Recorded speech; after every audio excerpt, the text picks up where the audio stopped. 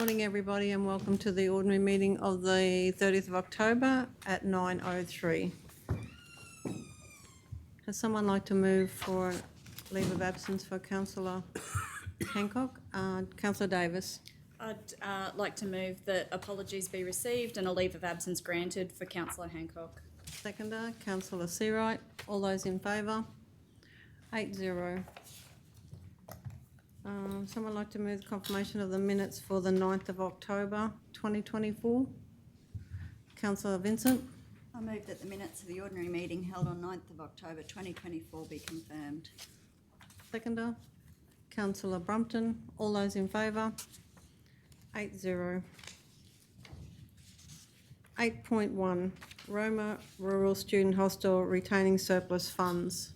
I'd like to declare that I have declared a conflict of interest on this previously, and I'll leave the room as the matter is discussed and voted on. Councillor O'Neill. I've also got a conflict to declare on this one. Item 8.1, the description is Roma Rural Student Hostel retaining surplus funds. The declaring councillor is myself, Councillor Cameron O'Neill. The person with interest is myself on the Roma Rural Student Hostel Committee. The particulars of the interest are I am on the Roma Rural Student Hostel Committee and the committee is coming to council with a request. The type of conflict is a prescribed conflict of interest and I'll leave the room while the matter is discussed and voted on. I'll leave the room.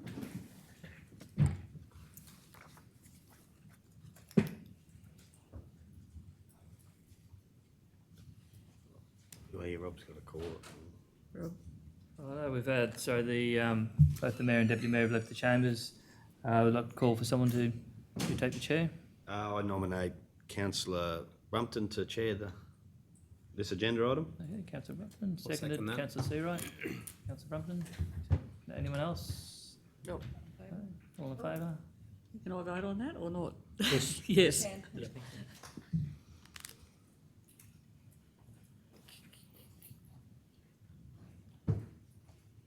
We need to call the vote at 6.0, is that right? 6-0. 6-0. Yeah. Yeah, thanks, Councillor Brumpton. The agenda item's already been called 8.1, Roma Rural Student Hostel retaining surplus funds. Is anything you need to tell us, officers, after we did have a brief discussion about this at another meeting? Through the chair, I don't believe we have anything to add. Are there any questions? You might recall councillors one came up and it was identified it was in conflict with the previous resolution, so it was decided to bring it back to amend the previous motion, but I think all the details are there. Have Ella got any? Happy to move. Thanks, Councillor Burkett. I'd like to move the council amend resolution number OM/09.2022/60 to read as follows. That council transfer $35,000 excluding GST to Roma Rural Student Hostel Incorporated on the following conditions. 1, the funds are used to address the issues at the Roma Rural Student Hostel house parents bathroom as per scope of works prepared by council. 2, allow Roma Rural Student Hostel Incorporated to retain surplus funds of $7,660 for the purpose of the further repairs and maintenance items noted in council's building inspection. 3, the funds are acquitted to council once the works are completed. And 4, only suitably qualified contractors are engaged to complete the works. Suitably. Suitability qualified. Yeah, shouldn't it? suitably. The word suitable. Yeah, it should be, not suitability. Yeah. Do I have a seconder? Councillor Davis. Go to the vote. Oh, just anyone got want to talk? Sorry, talk to the motion? No, just to say that this was just tidying up from the last one. The works were done under budget, which is good, and this way we made a saving and we can put back towards the to the building, which is in a perfect solution. Thank you. Anyone want to speak against? Anyone else want to speak for? Do you want to sum up at all, Councillor Burkett? No. Okay, we'll go to the vote. All those in favour? 6-0. You can hit the gavel if you want. Just have a crack.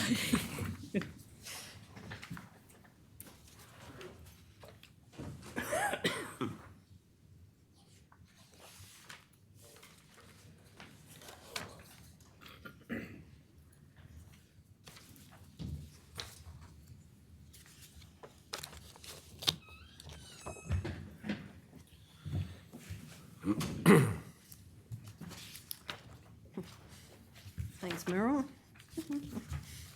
8.2. Host site agreement, Campbell's Park Reservoir Switch FM. Do I have a mover? Councillor O'Neill. I move the council amend resolution number OM 08202454 and replace with the council enter into an agreement with Matthew Boyd to broadcast Switch FM radio station from Campbell Park Reservoir, Roma for a further 5-year term. 2, charge the radio licence fee of $550 inclusive of GST per annum. 3, authorise the Chief Executive Officer or Delegate to execute the host site agreement. I have a seconder, Councillor Brompton. I have a question. Is that all right? On page 35, the total amount for, I presume that's for the electricity of $17.86 a month, is that correct? Through the check, correct, yes. Yeah. But he can't afford that. To install the kilowatt meter is just over $600. I believe the outlaying cost was too much for Mr. Boyd. Okay. He Yeah, I did see that. He said all that. I just, yeah. Okay, thank you. Anybody else got any questions? Anybody want, do you want to speak, Councillor O'Neill? I do not. Would anyone like to speak? We're going to go to the vote. All those in favour? 7-0.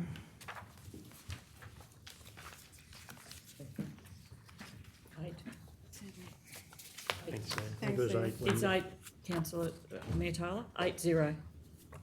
Not Oh, 7-0. sorry, 8-0. What did I say? 7. Oh, sorry, 8-0, sorry. 11.1, nature strip footpath, road verge mowing, rebate policy. Councillor Burkett. Can I request to lay this on the table to go through a briefing? I thought that's what we were going to do last time. Okay, everyone happy to go and lay it on the table for a briefing? You could put it to the vote. Oh, yeah, I will. Oh, Have a vote? All those in favour? Now you've complicated it. Against? 5-2. No, 6-2. God damn. It's a bugger when there's one Need missing. a digital thingy with the buzzers. 6-2. Okay. So it's laid on the table for a briefing. Thank you.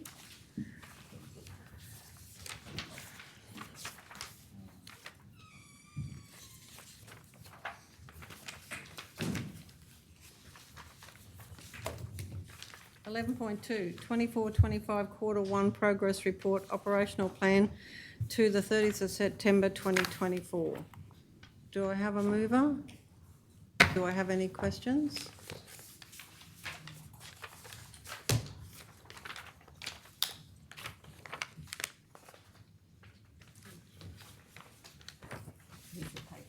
Yeah.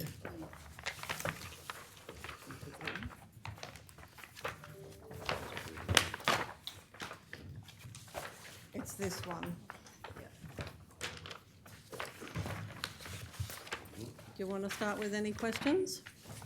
Am I starting? Go for it, councillor. I'm liking the new format still, thank you. It's much better than the previous one. Just when we've got not started as the, like on the first page of the report, it would be nice to have some sort of commentary that it's either not started because it wasn't planned to start, or this, why is it delayed, or whatever, because I mean, on the procurement one, there's 2 that are not started, but there's no commentary on them, so it would be nice to know whether we're, you would assume it's doesn't need attention because that would be read, but then knowing a reason why it's not started. So is there, can you tell me what's happening with those procurement ones? I know that Councillor Davis has been leading a procurement piece, but about the review of the supplier expenditure for the last 2 years, where that's at, because we've been doing some work in council with that. Yeah, I'd probably, through the chair, I'd probably have to take that one around to get a bit more information from the procurement manager. Unless, Fleur, you can have any more detail on that one at all around what? It is, Councillor Brunton, when you go through sale yards ones, like rural land, sorry, it does have commentary on the yellow. Yeah, no, but some don't. Yeah. That's what, yeah. And I'm particularly asking about that one. Yeah, As well. yeah. I do know at the moment we have been developing reports around to assist with that review, but I don't think anything has happened in earnest regarding looking at those suppliers directly or a great deal of data analysis of those suppliers, but definitely working towards being able to provide that type of data. Yeah. So it's just, we need to know, we're in the end of the first quarter and we don't know why something hasn't been happening. So then if we go on to page 6, which is the workshop one, manager fleet, development of regional workshop plan, it's not started either and there's no commentary on.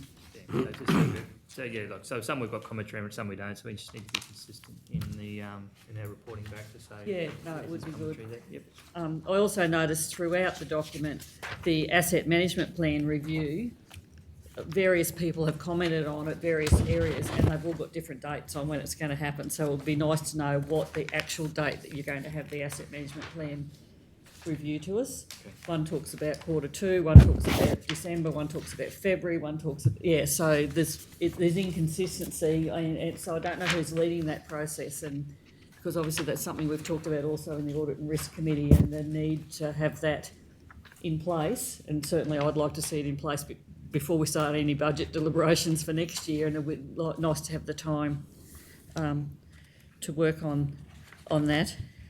And the risk management one on page 9, I know again through the Audit and Risk Committee, but it's got an external agency was engaged to develop the proposed scope for the establishment of a risk appetite framework. So is that a new external agency has been in the first quarter? Just review that one, sorry. It says an external agency was engaged to develop the proposed scope for the establishment of a risk appetite framework.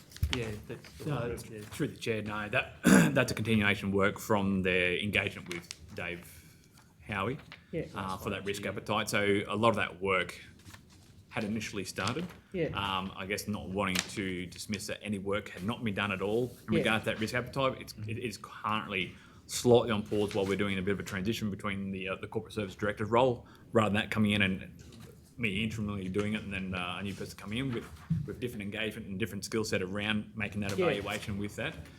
So definitely work ahead, but nothing new this particular quarter, but definitely. That's what I was concerned reading that commentary. I thought that's something that's happened in this quarter. And we were going to actually put it on the external audit committee agenda the other day too, and then obviously because it was such a tight agenda, we dropping it off and pushing it to the second as well too. But no, I just was concerned that had happened and the Risk and Audit Committee hadn't known that was happening.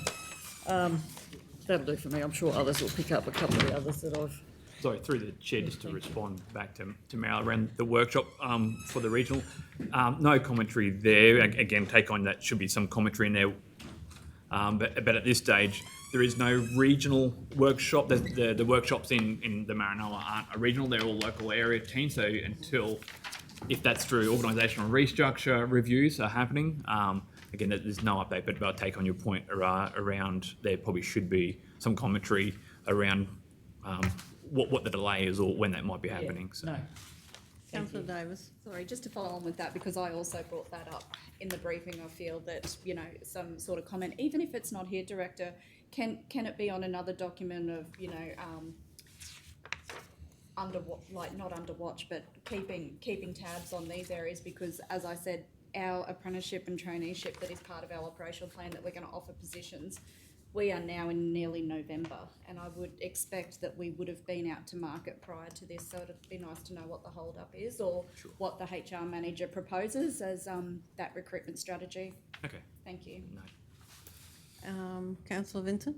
I had a few questions around the things when they've been presented to council, because some dates are different. There's October, which we're nearly at the end of, and we haven't seen it.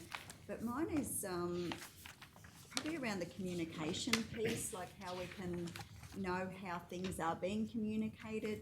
For an example, there's one here, working to have Maranoa transport companies attend a hydrogen fuel expo. when is this? How are they being communicated with? Yeah, because I haven't seen anything on social media or anything. And there's just a few other ones where there's, talk of like working with groups, but like is it just one-on-one? Is it being welcome to, or do they want a counsellor to be in attendance at those sort of things as well? Sure. Through the chair, definitely. Look, appreciate the recommendations, and we are building a framework around how we do respond to these. So we had an initial one there to help guide our limit of 255 character per quarter, but definitely making sure that is succinct, but getting the the correct information into these. So to appreciate that, we'll take that on and make sure we update that framework for the next quarter and ensure that those updates are in there properly. Councillor Flynn. I have a concern with the operational plan. Given my portfolio of sport and rec, there is not one mention of sport and rec in the plan. Where are we at with it? Yeah, well, it comes back to the operational plan, councillors. You set your operational plan. This just reports against what you originally put together. So it probably goes back a step, councillor, to your operational plan, because if it's not in the quarterly report, it means it's not in your operational plan. So I think. But does that mean we're not doing anything? No, it means we're not probably reporting against it. It's probably what it is, more likely. So I think we probably need to go back and have a look at the operational plan if that's the case, because this quarterly report, it reports against the operational plan which you adopted with your budget. If it's not in the quarterly review, it means it's not in your operational plan, so we probably need to revise that and include that. But obviously stuff's happening in there, but we need to probably work out how we can report that back then Which means, though, Councillor Flynn, it's probably too light on in the operational plan. the Yeah. corporate plan Yeah. that informs op plan and then flows on. And we have agreed as a council that we are going to review that corporate plan. 6 months down the track, Councillor O'Neill, no review has been done of anything. Well, you're a voice at this table as well, and you're sharing that I have expressed this concern on previous occasions. Yeah. And we're doing it There is one in the IDC at the bottom of page 10. The challenge, of course, has been that the budget has consumed us Two. for most of the start of this term, Councillor Flynn. So, And now we're also going into the organisational review, so that will also take up time, so. But But just for that, we have promised to look at the corporate plan and the operational plan, and we definitely will do that. There is top of page 11 and bottom of page 10. There's two items there. Well, the one about the Wallumbilla has been Promote. actually brought to our attention by the user group, nothing to do with our staff, really. And you're not doing your operational plan till next budget though, but maybe with the quarterly review, we can probably have a look at some of those other headings. So there's things happening in that sport and rec space there. We'll just probably can report against other parts of it there. But generally, when you do your budget, you do your operational plan, you set out your specific goals for the year. This quarterly report just reports against that. But there's things happening in that space. So maybe, Ruben, if we can go back and have a look at maybe tie it into some of the other projects there and do those reporting. It's like Wallumbilla, there's cricket grounds, there's a few things happening in that space there. So Through the chair. So definitely what's presented in here is not definitely this is all we do in council for sure. I mean, these are significant. If we put everything in here, everything that everyone does, this document would be hundreds of pages. I know even from experience from my ICT and the finance teams and the teams that I work with, they are the significant ones that try directly to the corporate plans. I appreciate what you're saying, Councillor Flynn. And how do we show what other things are done in there? Because obviously it doesn't contain any of the capital projects that are happening in there as well. I know as myself as a manager and director, expectations that we have our own project plans internally around what we're delivering. So potentially even how we can get some of the information visible to, if there are some concerns that things are missing, is to be able to provide that information through some type of briefing or update around what else we're doing in those different areas that we feel might be a bit light on, for sure. and through the mayor, Councillor Flynn, we've now got a portfolio chair again for sport and rec. And in my humble opinion, and I know others share this, we have to get back to a point where we have a sport and recreation coordinator on staff. that is when our region was driven around sport and recreation, when we had a person dedicated to do that. And that will form part of the broader discussion. And I know the Mayor has this has been a bugbear for her for a long time, and mine too. And we need to get to a point where we are having a bigger conversation about the organisational structure, which we're starting to, and that has to be a key one for us to, as a council, to consider. But we can take it on, go back and have a look at that reporting, like that PCYC, there's things happening there, how do we record that in that document? We can go back and have a look at that PCYC upgrade, the cricket grounds, all those sorts of projects there, we can go back and have a look at that, see how we can marry it into that. It doesn't line up with the operational plan, but we can look at that next budget. But in terms of reporting those projects to keep council up to date with what's happening in that sport and rec space, we can find a space in there somewhere. Because there's stuff, like you say, there's projects getting done, it's just not coming through the... Well, it's not identified in your operational plan when you budget. It hasn't specifically said certain projects. As Councillor Flynn said, there's things happening, but we're not recording it in that document. But that's because it's not specifically outlined in the operational plan. But there are things happening, as you said, Councillor. We can work out how to try and align it with some of the other For sure. goals in that plan. Hey? Mm-hmm. Councillor O'Neill. A couple of points. One is I like the template. I think this is a really positive step. All credit to the people involved in that. I just wonder, when you look at like the likes of page 3 down the bottom, we've got engage with our rural land stakeholders, improve engagement and education, and the outcomes are one staff member attended the Australasian Weeds Conference in August, returning with actionable ideas. I think that's great. One.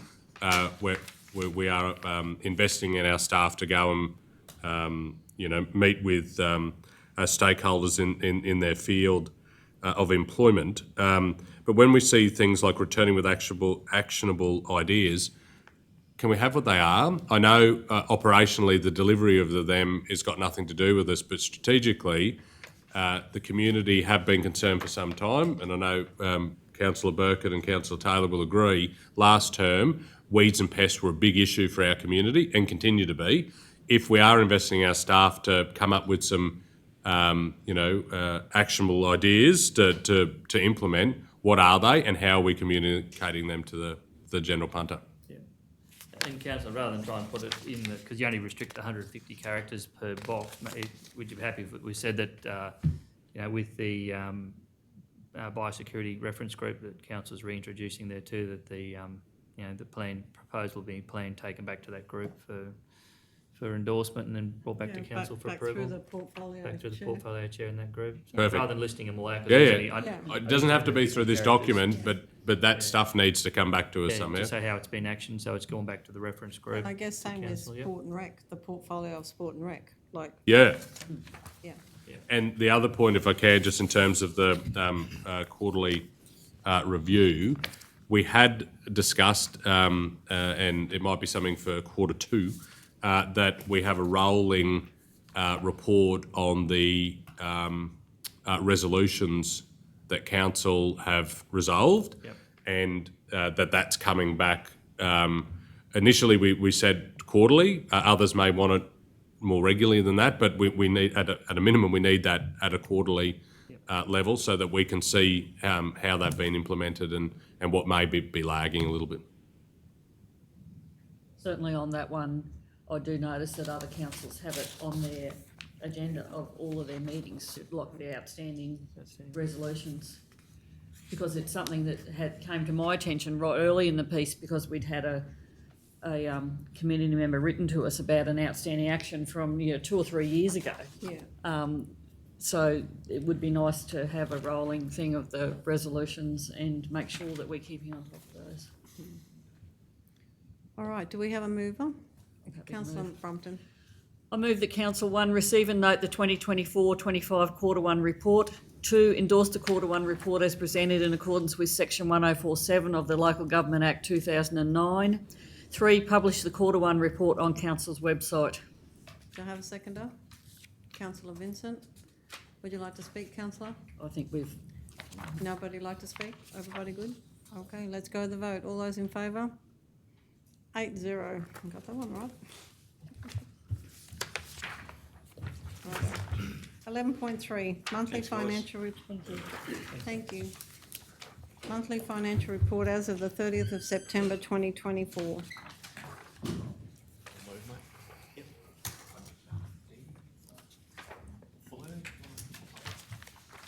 Flick a coin.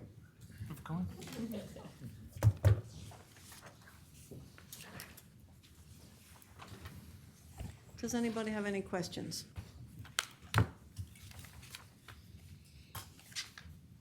Not a question, a suggestion. Through the chair, just with the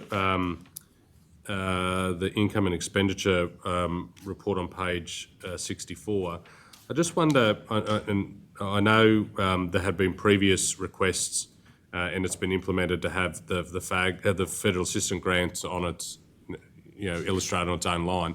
Just wonder in terms of the flood grants as well, if that can be separated out. So that can be illustrated, a figure in its own right, please.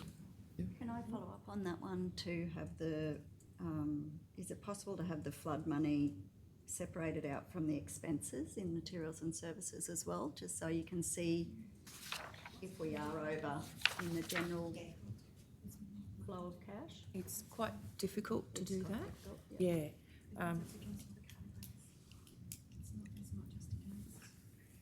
But it is possible with the grants, I think. Yeah. Yeah. Okay. So on that, and that's probably what has affected the materials and services, at 36% when we should be 25%, it says on track. Now, 36% compared with 25%, it's 50% more than what it should be at that time of year. And considering our concerns about materials and services, I don't see that being on track, and I am concerned that we've said it's on track when it's not, and we're already concerned about materials and service, and it may well be the flood thing, but that's not shown. Yeah. And even if there's some commentary there about that, but Okay. if that's the reason, I'm not happy to see something on track when it's actually 50% higher than it should be at that time of year. At a higher level, we could calculate the portion that is regular materials and services and I flood. was actually thinking probably in the body of the report, Yeah. you could have a summary of the flood damage as a separate report, not actually included in the summary. That's a good idea, yeah. If that would suffice, we could add that. I'm sorry, I didn't hear any of No, that, Dee. Yeah, come up, people- just come up. You need Yeah. to come up because people won't be able to hear it on the tape either.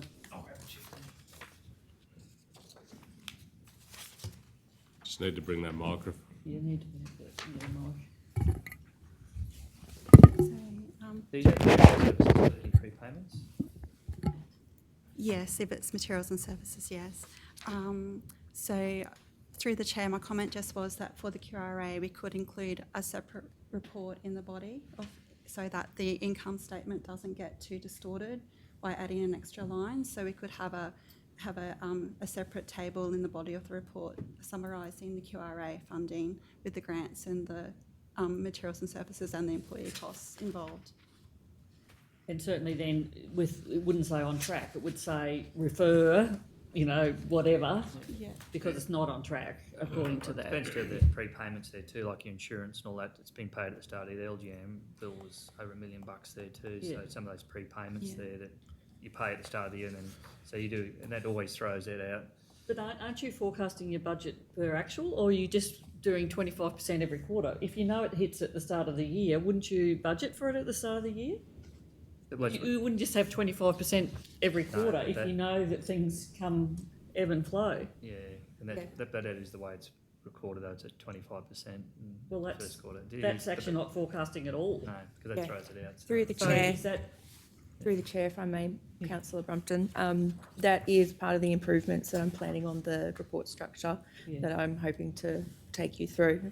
yeah, no, So- that would be good, But because, that I mean, you know your regular ones like that. I mean, you shouldn't just be, it's pointless having a percent of budget and even looking at it if you aren't actually forecasting per Yeah. where it should We be. are we are forecasting correctly according to cash flow throughout the year and the Yeah. timing of that.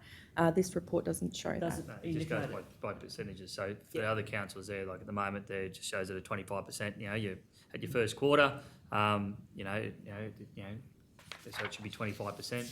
But in actual fact, there's things you pay up front at the start of the year, like all the insurance and that sort of stuff. So in actual fact, it's a one-off hit at the start of it there. But what Councillor Brumpton's saying is that, you know, we forecast with our cash, but in terms of, well, should you really be sitting at Q1? Should you really be sitting at about 35%? Yeah, that's right. Yeah. Because you know you've got a lot of prepayments at the start, and then in the next quarter it might actually be 50% and then whatever. So yeah.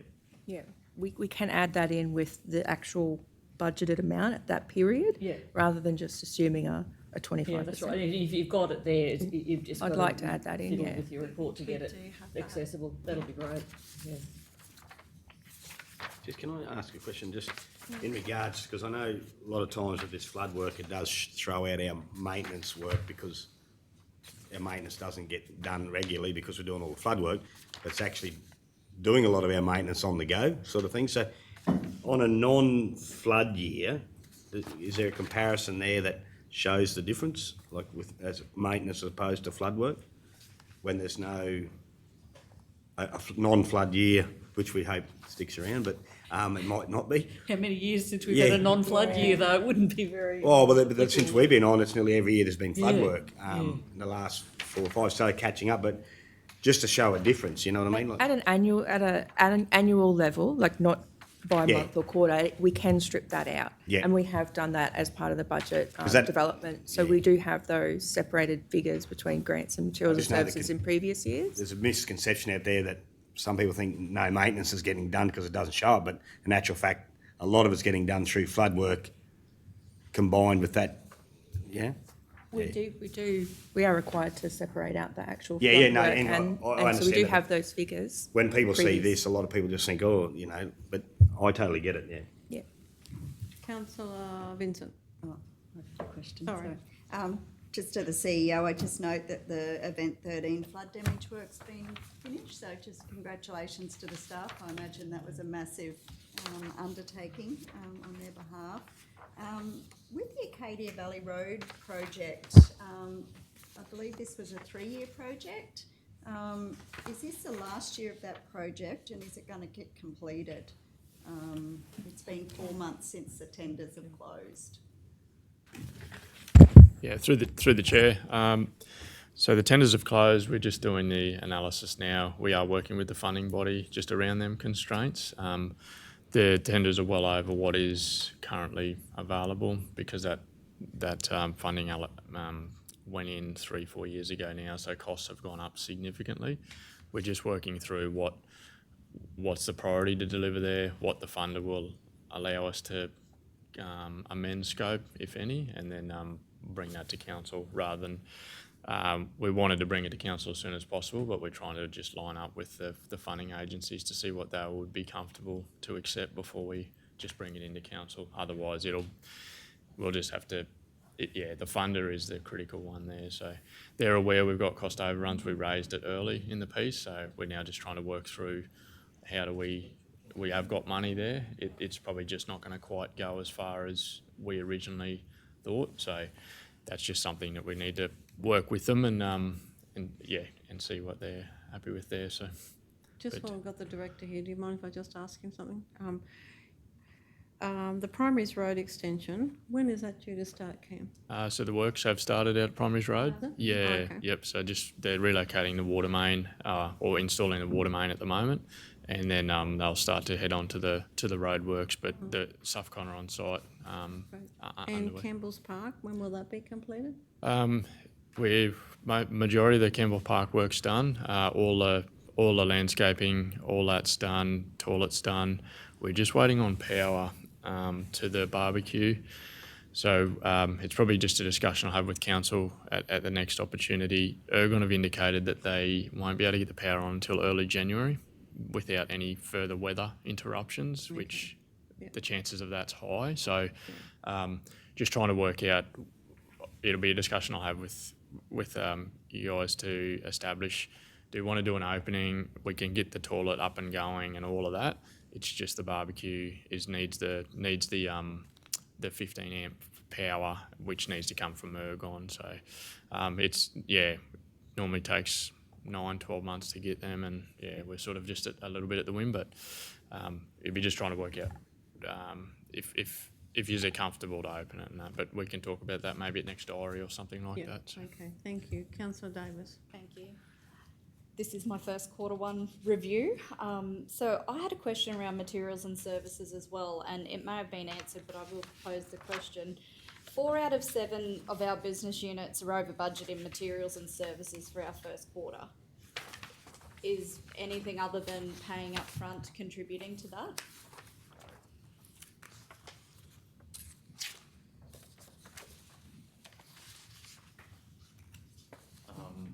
We take that on notice, but I know from, I guess as discussed before, there's probably a lot of things like prepayments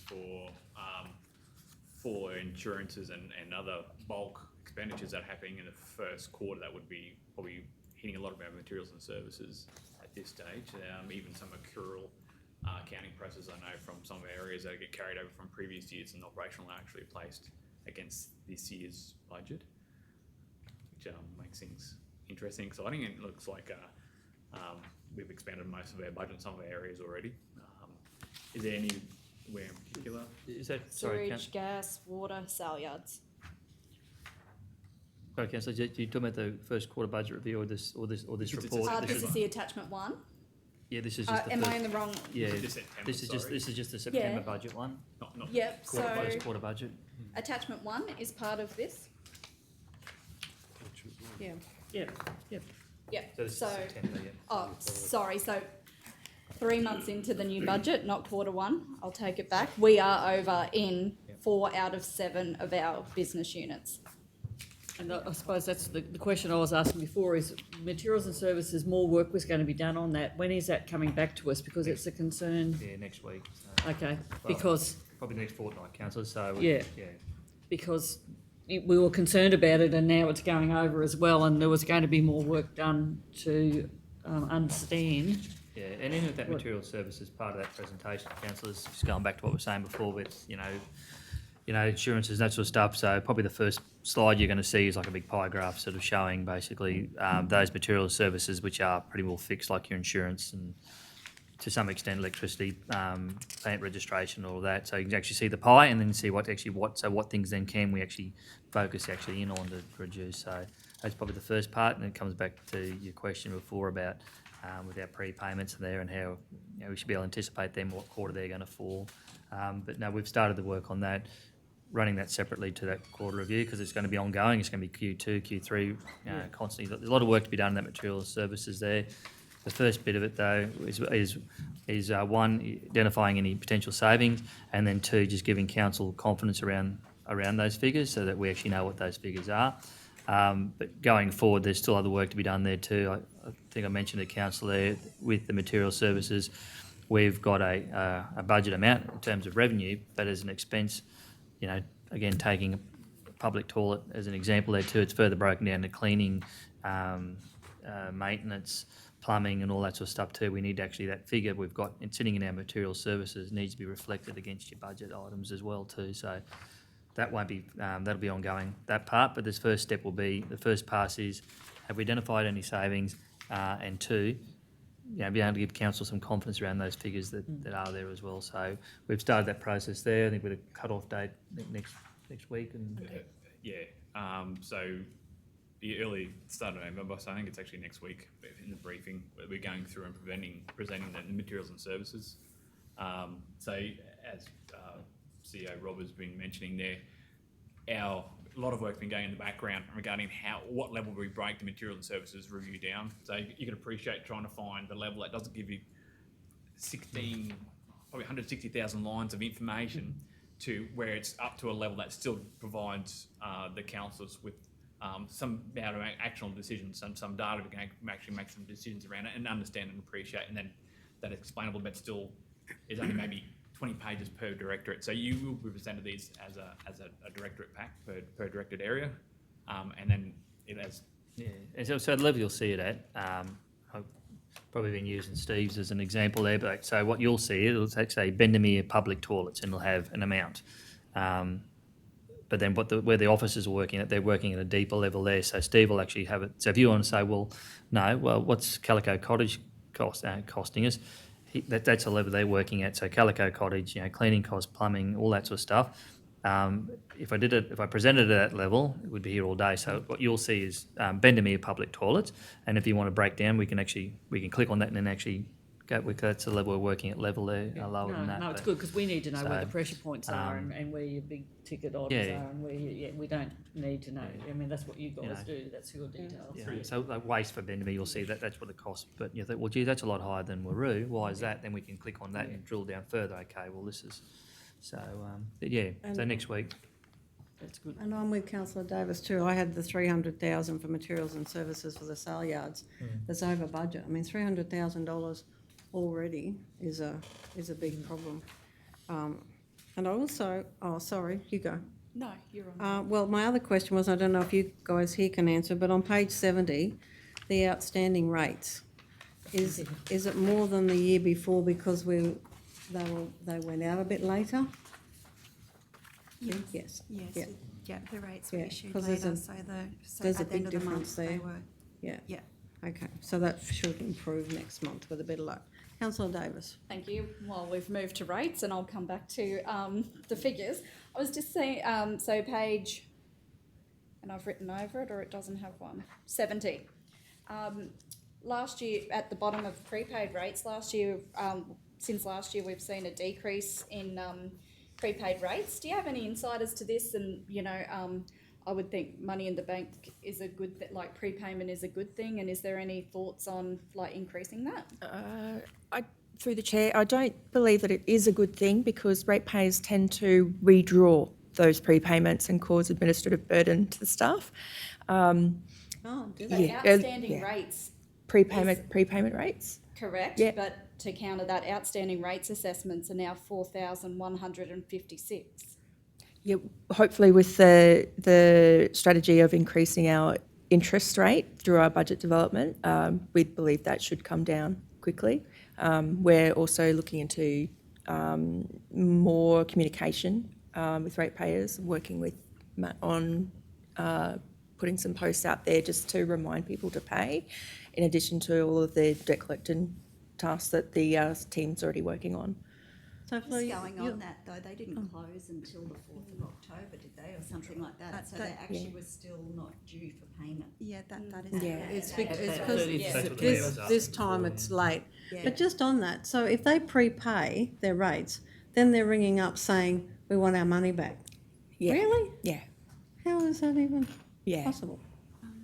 They can request a refund if they've overpaid. How often would that happen? Through the chair, also the cost of living impacts are probably part of why people aren't prepaying their rates as well. They're using their Yeah, money I understand as that well. part, but if they're put up to prepay, well, then that's what they've done. It's only in excess of that they can get back. They can't get all like excess. Yeah. that If they're they in paid. It's front. their money. Yeah. If they're in front. Yeah. All right. While we're on rates, can I go? Sorry, because I know you haven't finished, but looking at the debt recovery stats, page 71, the 23-24 debt recovery, with all the work that we've done, we've only recovered 6.42% out of 23-24. And then we're going to 24-25. So do we need to relook at what we do? What do you want, security Because heavies? we've got 1.8 million referred and 1.7 million paid. 6.42% is paid. So what is happening with our debt recovery process, or is that normal? We are obliged to stick with legislation and our policies in terms of what we're allowed to do. There's about 55 steps. in Yeah, it. I understand that, but is that something that needs a policy review? Maybe. Given, I mean, I know we had a discussion, a couple of months ago about but it just, when you look at it like that, it's fairly stark to think with all the work that's been done, we've had 6.42% paid from last year. And I think as Blair said there too, it's statutory too. A lot of Yeah. it, so the steps that are followed. Yeah, and I think I heard at the local government conference talk about, simplifying some of that statutory stuff, but do our procedures policy make it even more onerous or slow it down or make it harder, or I don't know. And I know you've got a statutory process, but obviously we overlay that with a policy. That's a good point. I'd Yeah. be willing to relook at that policy if you would like to. That would be good if at some stage, obviously. But there's to a the lot on your point books. before, this is the 30th of September, and they closed on the 4th of October. Change it. No, I'm talking about, this is the previous financial year, I'm looking at page Oh, 71. sorry, yeah. Yeah. The second bottom Yeah, table. gotcha, yeah. Page 71, yeah. Of what hasn't been paid. Yeah. Yes, yeah. Yeah. Did you have something else, I Councillor? just Sorry. have one last one, please. I just wanted to ask about the Surat Golf Club unisex toilet installation. See that we've got some funding there, but we didn't put any money towards it in the budget. Is that correct? That, through the chair, that's capital works project funded through external funding, and it's underway for delivery. Yeah, so same as the Surat tennis court, we knew we had a grant in and we put some money in the budget for that. How much money is the council contribution looking for this, Director? I think through the funding guidelines, Councillor, I think it was 10% we had to put in, but it was a budget of 105. I'd have to check the figures. I wasn't prepared for the question, but certainly there was a contribution by us. I think it was around 105,000 budget total. That's somewhere else. I saw it. That's all right. I could come back to you anyway if you want. Just looking at the capital works program. So it'll be included in the Q1 budget review. We just hadn't included in our budget documents. But yeah, the approved budget was 106,136 and we got funded for 84,909. So council was putting in 21,227. Thanks, Cindy. Yeah. Sorry about that. Does anybody else have any other questions? Councillor O'Neill. I do, just on page 75 in relation to the airport. Just interested to understand what has led to the increase in revenue for the fees and charges. The year-to-date budget was estimated to be 563 round figures thousand, and now it's 622. Isn't it more charters? Yeah, more charters, more somewhere else. parking, more leases, yeah. It was. So I more saw the charter bit about the flights. BP. Air BP leases are now being finalised, an increase in other revenue expected when executed. That's when executed.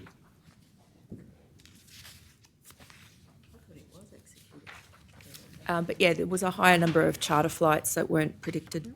So it was an increase in revenue as Does well that as say that in additional. the report and I've missed that? I read About that somewhere, high but not number in of that charter report. flights? I read it somewhere, I read it somewhere too. but I can't see it there now. If someone can point me to where that is, because I couldn't find it, Right. please. It's not in there, but might be. It's got to be in Oh, here. yeah.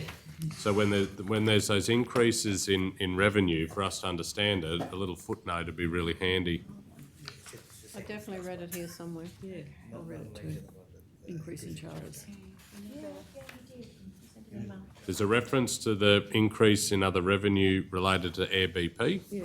but that's yet to be I executed. believe Airport Manager did send an email about that. We just haven't included it in this version of the report.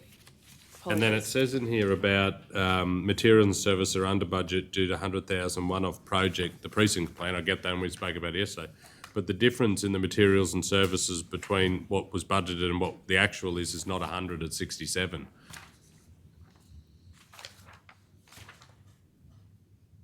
Take that on notice, and just a bit more detail would be great, please. Okay. Anybody got any other questions? Do I have a mover? Councillor Vincent. The council I move that council receive and note the monthly financial report for the period ended 30th of September 2024. I have a seconder, Councillor Brompton. Would you like to speak, councillor? No, thank you to the staff for all the work they do, of course, behind the scenes. Thank you so much for answering all our questions as well. No worries, thank you. Anybody else like to speak? We'll go to the vote. All those in favour? 8-0. Sorry, councillor, I didn't introduce you. You all know Ramon, don't you? You do? Yeah.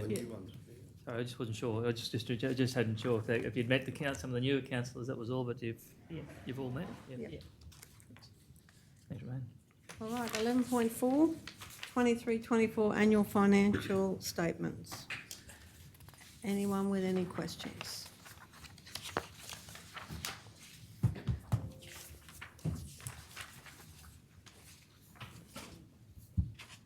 We've been through these in detail in the audit committee.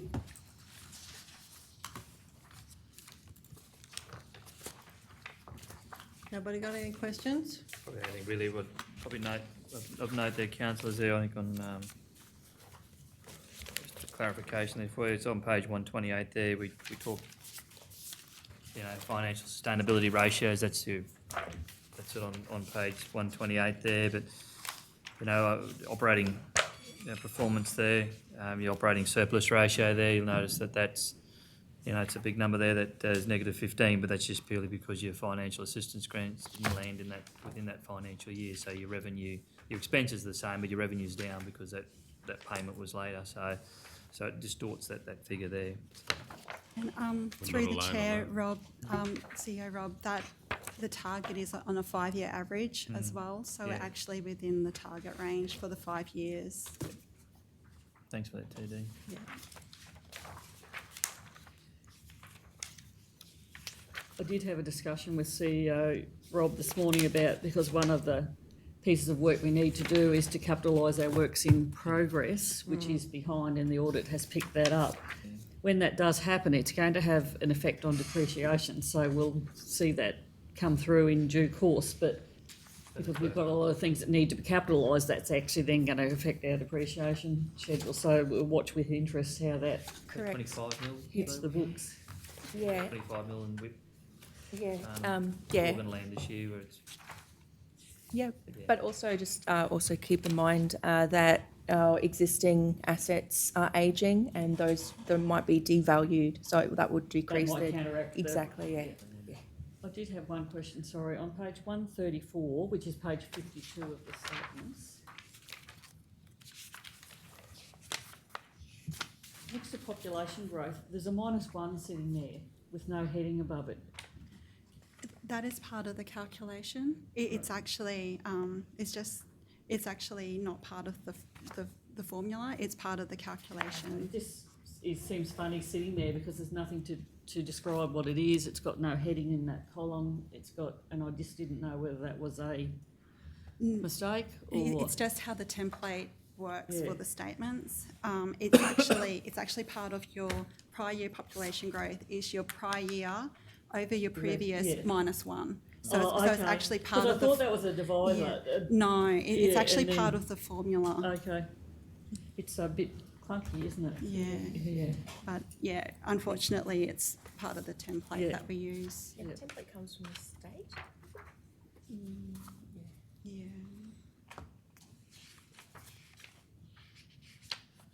Is everybody good? Do I have a mover? Councillor Brompton.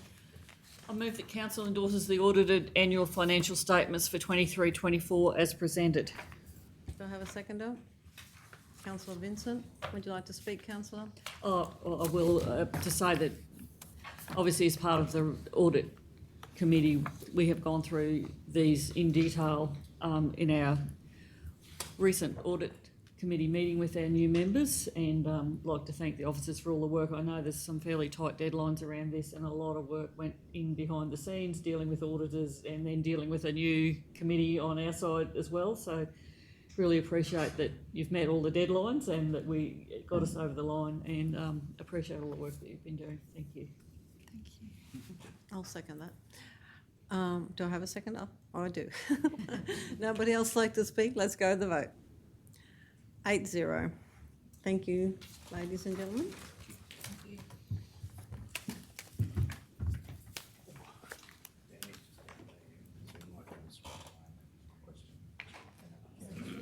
We go on to 12.1, Australian Cricket Infrastructure Fund 2024-25, consideration of project nominations. I've got a comment.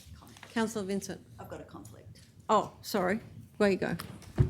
I'd like to declare a conflict of interest on 12.1, Australian Cricket Infrastructure Fund 2024-25, consideration of project nominations.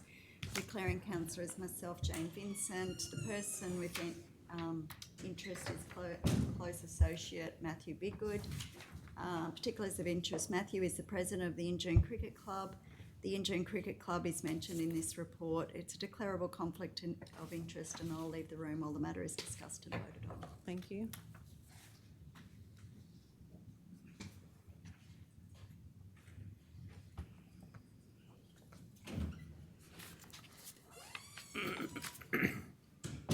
Okay, Can I start the discussion on this? you can. This grant has come to light, and thanks to Cameron and Rob and Georgie for finding out about the grant. We have had numerous discussions with regard to irrigation, lighting, and some problems that have emanated at the Kizikas area with regard to the current leases of Roma District Cricket Association and the Roma Echidnas Rugby Union Club. The problem being that in 2021-22, when the Santos Festival of Rugby took place, it actually took away, because of the erection of a grandstand, half of a cricket oval.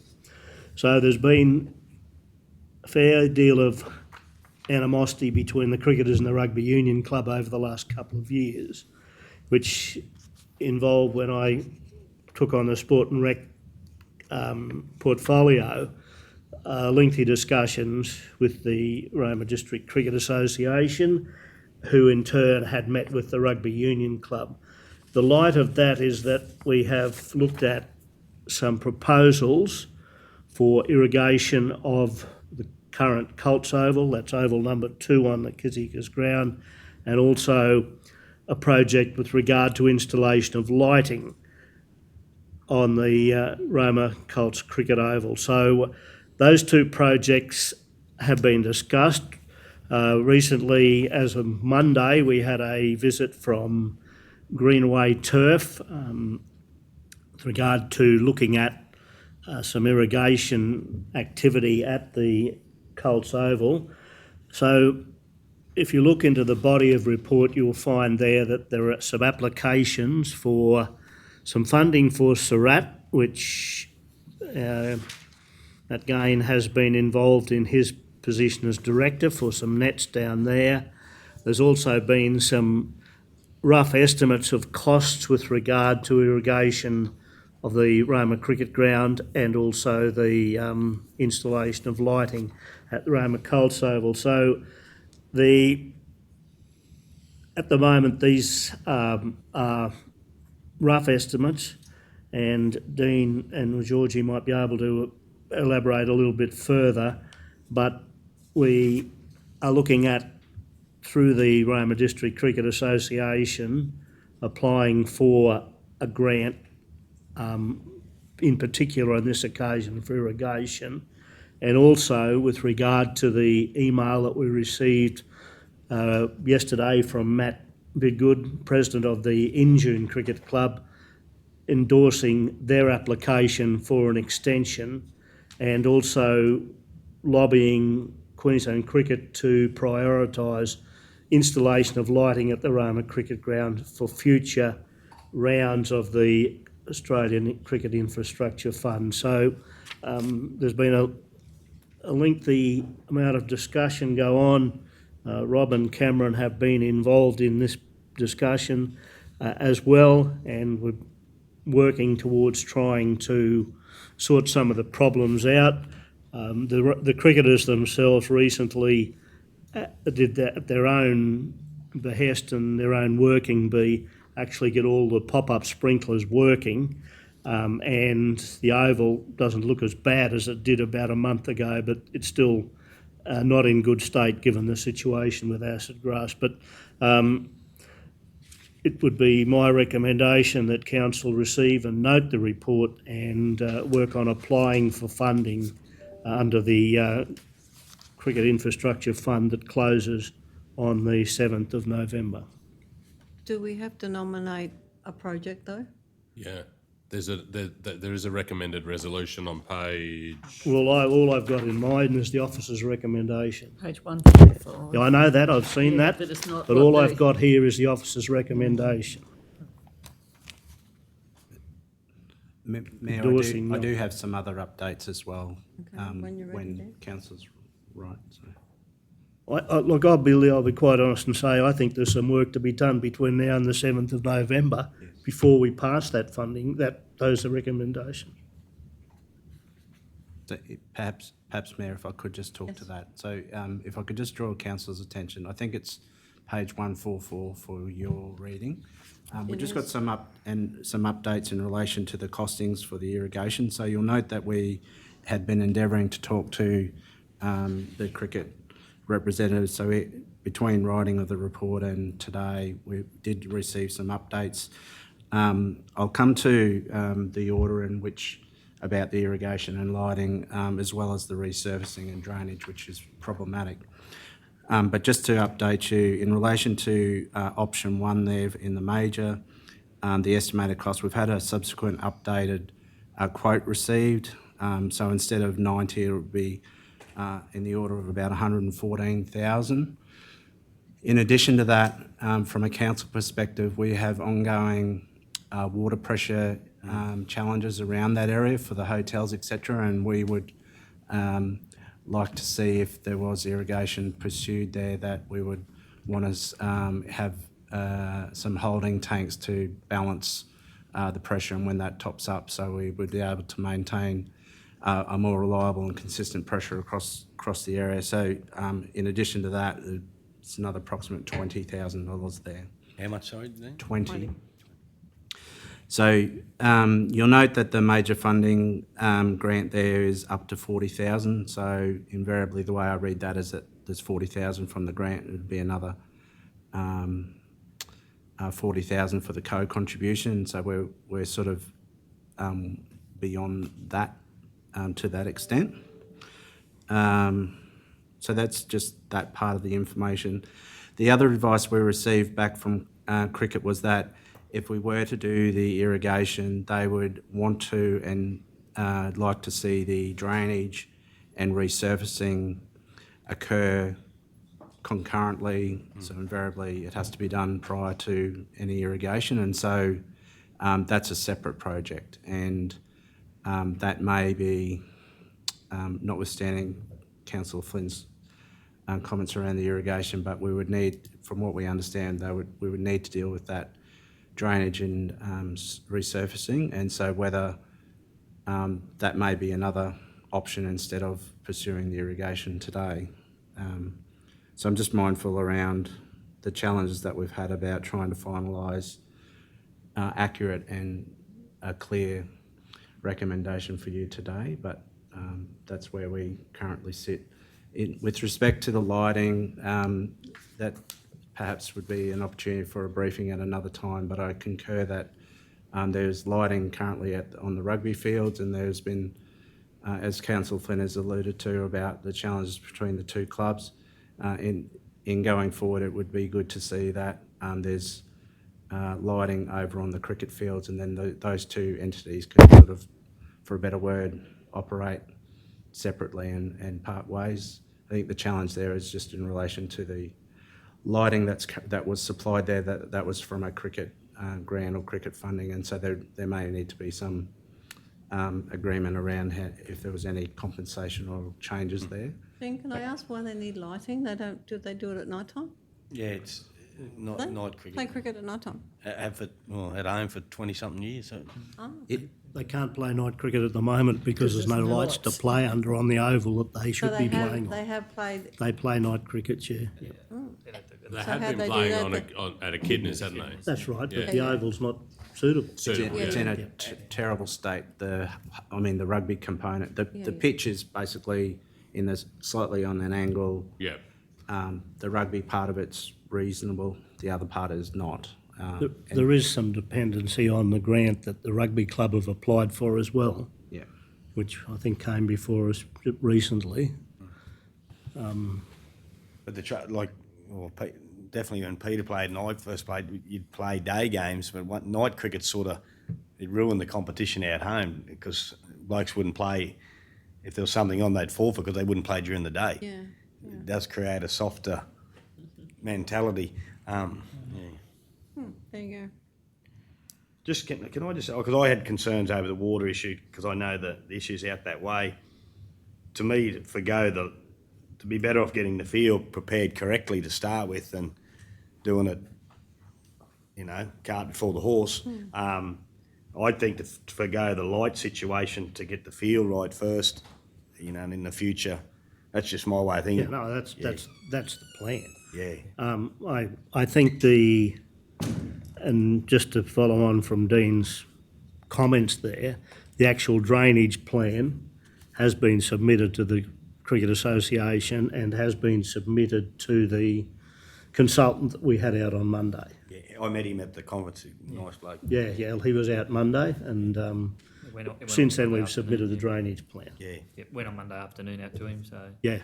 And as Director Dean said and Councillor Flynn, it was probably, obviously two things there. It's, as you're probably aware, the Kidneys and the cricket, it is one lot over there, and it's a shared lease with them, so it's not actually two parcels there. So they do use each other's. So cricket do use the Echidnas for the night games, and I know the Echidnas, they need more room for their training, and they were hoping to use the cricket grounds. And then there was discussion about how do we help both groups to operate independently, as Director Dean said, and lighting would go a long way to solving that. But I mean, we realise that that's probably a little bit longer term, but there is some immediate issues there with that oval there. They've got pop-ups on that oval, but there's some drainage issues and water lying there, and it's so that's those drainage issues, as you said, Councillor Burkett. Overlander side part you're talking about? Yeah.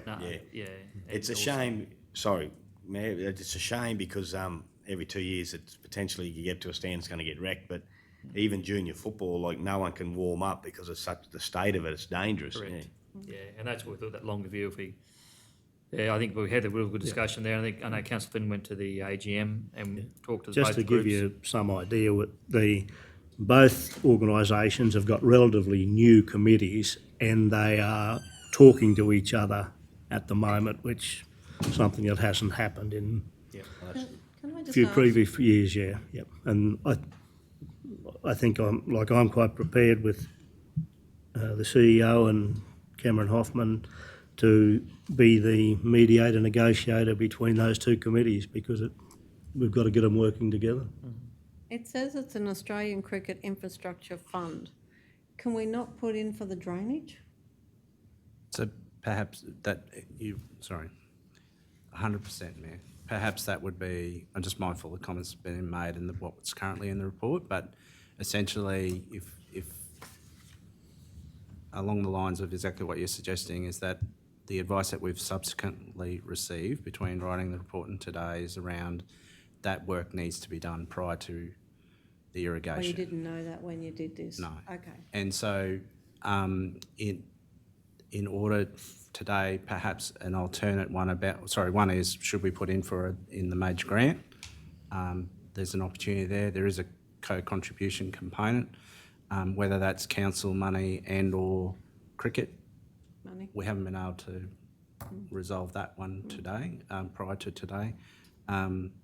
But certainly, with respect to how much would the drainage resurfacing project be, I don't have any quotes per se right at this moment, but if council was to, perhaps we could go away and look at a resolution for you to consider a little bit later today. With regard to that, in discussions with the executive of the Cricket Association, they last year did the oval up with drainage and grassing on number 1 oval, and they would be prepared to approach a contractor who worked on that, who is currently going to be doing some work in the area to assist with the drainage. How that would take place at the moment, I have no idea, but it has been discussed. Councillor Burkett. and I wasn't sure if it was CEO or Director Dean, that with the, if the cricket did put in for that funding originally for the lights at Gallus Fox, and if they do get some sort of remuneration out of that, would that come only for the lighting situation, or would they be forthcoming straight away, and that way that'd help that co-contribution straight up to get the field sorted, or they say, like for like, you got it for the lights, we'll only give it to you if you, because they need the benefit of the lights for warm-up, but, no, they play day games, Union, mostly, don't they? They do, but it's a training though. Night time, yeah. They do train at night. Yeah, they'll want to train off their field, not direct it. They're lighting on the Kidneys, and please, Catherine, correct me if I'm wrong, the lighting that they use that's their lighting they got through that Santos project for the main oval. This is the lighting for the area beside it there. Yeah, the second, it's still part of their piece of ground that they don't want to, Nobody really knows what the funding was, yeah. No, I was just looking for an easy out. I can tell you, but I'm not going to tell you in a public forum. But I can recall, mustn't be last term, it might be the term before, there was a community grant that I went out and presented, and the cricket committee was represented, and so was the union, and it was a joint application for lighting, so both sporting codes could play. Yeah, that's true. That was the original lighting. The upgrade of the lighting that's taken place since the Festival of Rugby. Since the Festival of Rugby has been funded, don't count me on this one, but has been funded by the grant from the Queensland Cricket Association and some of the funding that was applied to it from Santos. Oh. And there was also some upgrade of power with regard to Ergon because of the problems they had the first year. For the discussion today, councillors, there obviously, we're talking about the lighting is probably the slightly longer term there. Probably the condition of the oval was probably the one that was brought as the urgent one. But George, I got an email from Injune Cricket Club there too. Is that going to be part of this resolution if we? Yep. We are, yeah. Point Thank 4, you. acknowledge and endorse. It is part number 4 on that resolution. Thank you. So, Mayor, unless you could settle as we speak the alternatives, that I'll go away and try and draft something that reflected perhaps some of the, if you're interested in looking at supporting the SIRAT component and noting around in June. The part of, just in relation to your question though, Mayor, was about the resurfacing and drainage, is that you could perhaps consider a resolution around applying for a grant in the major round up to $40,000 for the grant to deal for irrigation and for drainage and resurfacing works. The challenge I have for you though is that the co-contribution component, and I don't have a GL right this moment. We would have to look for that's fine. an underspend. Or we should be looking at the quarter one this afternoon, that if this is a priority, we're not finding new money, we're swapping something in. And Yeah. Councillor Davis? Thank you. I just had a question on the minor funding in SIRAT. Just wanting to know how many nets are actually in SIRAT? Just the one net, councillor. One net. And is the turf the artificial turf that we're talking about? Because it just says turf in the report, install and line marking. Yep. Artificial one? Correct. And can we also please see that email that Councillor Flynn said that? You got it yesterday from Matt Bidgood. Yeah, mine only just went to you. I didn't. I didn't either, councillor. Yeah, I only got it yesterday morning, so.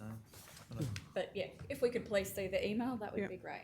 Yeah, the It's Injune one, only I'll just send it to asking you. for the extension. They're funding it themselves 100%. They just want to make sure that council's agreeable, but I'll send that through to you now, councillors. But they're not after co-contribution, it's a council facility. Just that we're resolving to support. To I'd like support to it, see yeah. the Send it, email, yeah. please. I'll send it to you now. So do we need to lay this on the table to labour in the meeting to allow the officers to come back? I move we lay this on the table. Just a sec. Look, I think it's this is only just part of some ongoing applications that are going to go through other sporting sporting bodies. This has just come up because of the Australian Cricket Grant, but I think we'd be attending to apply for grants for the Department of Sport and Rec and right along the Unless way. this has got a deadline. It's got for- 8th of This has got a November. deadline of the 7th of November, so that's why. Yeah. Yep. But we can lay it on the table, that's fine, yeah. Just allow it to the meeting, councillor, so we can tidy up that resolution. But my question was, didn't you say they were looking at the drainage and that as well? So the Cricket Association, As part of this funding, I think. as so. part of this funding as well? You know, we're saying that the drainage is the problem. Yeah. And we should fix that first, but did you say something about the Cricket Association? Yeah, They're looking at it too? having discussions with a contractor who will be working in the area Yes, in the next couple of months. yeah, so, but they, as in they pay for it, or As in they can negotiate with the contractor as to what they may be able to. Okay. That's just the drainage though, the resurfacing The and resurf, yeah. reprofiling we think Yeah. is well over 40, without having a quote. Yeah. Any of the major works to get that, shaped correctly is going to be well over 40,000. Okay. So are we happy to lay it on the table till later in the meeting? All those in favour? 7-0. Dean, George, you got enough out of that discussion too? Yeah, come up with Come a back to draft that. resolution, yeah. Yeah. Excellent. Thanks, guys. 147, on page 147.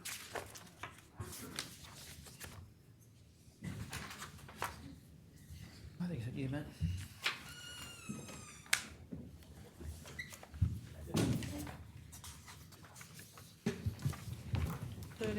Councillor Vincent is back in the room. 13.1, Surat Shire Hall audiovisual asset.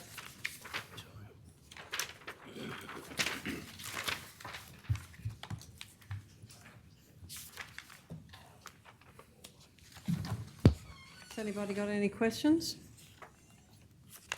Anybody like to, Councillor O'Neill. I just, through you, Mayor, Matt, I just wonder if there is any works that we can be done in the short term, given you make the point, your third dot point, Surat Shire Hall is well utilised throughout the year for a variety of functions, including corporate and community events, including funerals, fundraising, movie nights, smaller. So if we resolve this today, it's developing a business case for the next financial year. We're only in October, and as you've highlighted, the hall is regularly used. Is there a less of a gold plate solution? Is there a short-term solution that we may get it to a standard that people can operate out of there now? Through the chair, thanks for councillor for the question. Yeah, we did look at that option. The ICT recommendation is that when you convert analogue, which is the current or the visual component, back to digital, you lose quality. So the short answer is yes, we can, and there is probably a maintenance solution here, but we will get a bit of a loss of service. We don't know the quality that will be converted through the analogue. So I guess we're just presenting this issue to say we can do that, but there's no guarantees that it'll produce a quality it's product. It's not working now, is it? It is working now, but it's on old technology. So the laptops that come in and so forth won't be able to plug in, generally speaking, to the old technology. So when the school does their presentation night later in the year, what will they do? Or what have they done in the past? They bring an entire computer and plug it in old school. And they're the only ones that can currently used to using the technology and do it. Apart from that, everyone avoids the hall that needs technology, that doesn't bring their own. So if there's a funeral there and someone wants a photo presentation, they can't do that? Not unless they have the old technology, basically. So I've been advised. Old technology, do you mean bring in a... Hard drive, is it? They bring in their own gear, basically. Yeah, that's what we've been advised by the funeral directors. Not off a laptop. Not a laptop, yeah, okay. Councillor Becker. Yeah, no, I agree with this, but just to follow on from Councillor O'Neill's, I think if this gets ugly, I think we should look at the whole region, because I know there's some issues the other day when someone hired the Mitchell Law because it's outdated, and and they take up that much bloody room up Yeah. on the stage with all the gear. Just delete that, Nikita, sorry. But yeah, I think we should look at, I mean, maybe we might be able to get more bang for our buck if we get an assessment on the lot, but fully supportive of getting this sorted first, for sure. Yeah, it's a great question. We did put dot point 4. We realised it's an asset management issue right across the board, and I spoke to ICT, and there's some stuff at Engine to go on as well and to review. So we think we should have a look at it all and try and standardise the. And then it's about the aftercare component of that and making sure that we capture that technology before it ages out. So we need to come up with a plan, possibly an operational plan, just to make sure that that technology is looked after in the future. Yeah, Councillor Brompton. Following on from Councillor O'Neill's question about if there's something we can do in the interim though because of the delay, and if the school and other places are bringing some old technology, can our IT department set something up there? Like you say, you may lose quality, but at least so when people come in, they can use it. Like if the school's getting around it by using an old computer, can we set up a computer there that they can use in the interim? Yeah, that's a good question, and we'll take it on board and we'll have a look at it. We just said, ICT said, being old technology, it's best just to change it out, but we'll go back to the drawing board if you like and have a look. Better to have something rather than nothing in the interim until this happens, surely. Yeah, that's right. Yeah, and we could possibly support it with, a portable system that we did. So this came up in the Cobb & Co, where we didn't realise that we're out of date. We had last minute had to bring in some new tech to play the video for the event. So we could even do that. We could talk to ICT and get that arranged. Councillor Vincent.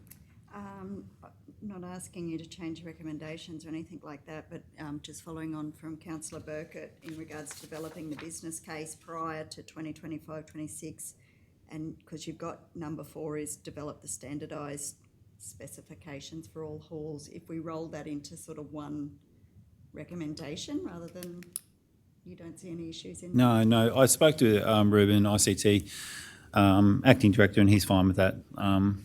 So that won't be a problem. Anybody else got anything? Councillor Davis. I think it's really good to actually look at this strategically from a whole of council point of view. So I would support the interim measure and then allowing council officers to put together that business case for consideration for our next budget, because if we're going to go out and buy 6 of these things, just say we have a very good chance of combining our efforts and getting our best value for money, as well as the knowledge that we have in ICT. So I think this could be a great project to bring forward. Okay. So can we add into the recommendation the bit about doing an interim solution? Is that? It's our recommendation, whatever you want to move. Yeah. No one's moved it yet. No. So No, nobody's moved it. No. Point 3, consider funding via option 4. Is that redundant now? Yeah, well, it just seems to be that is the 25-26 Yeah. capital works Yeah. budget, so. No, is it options? Oh, it gives you the external funding.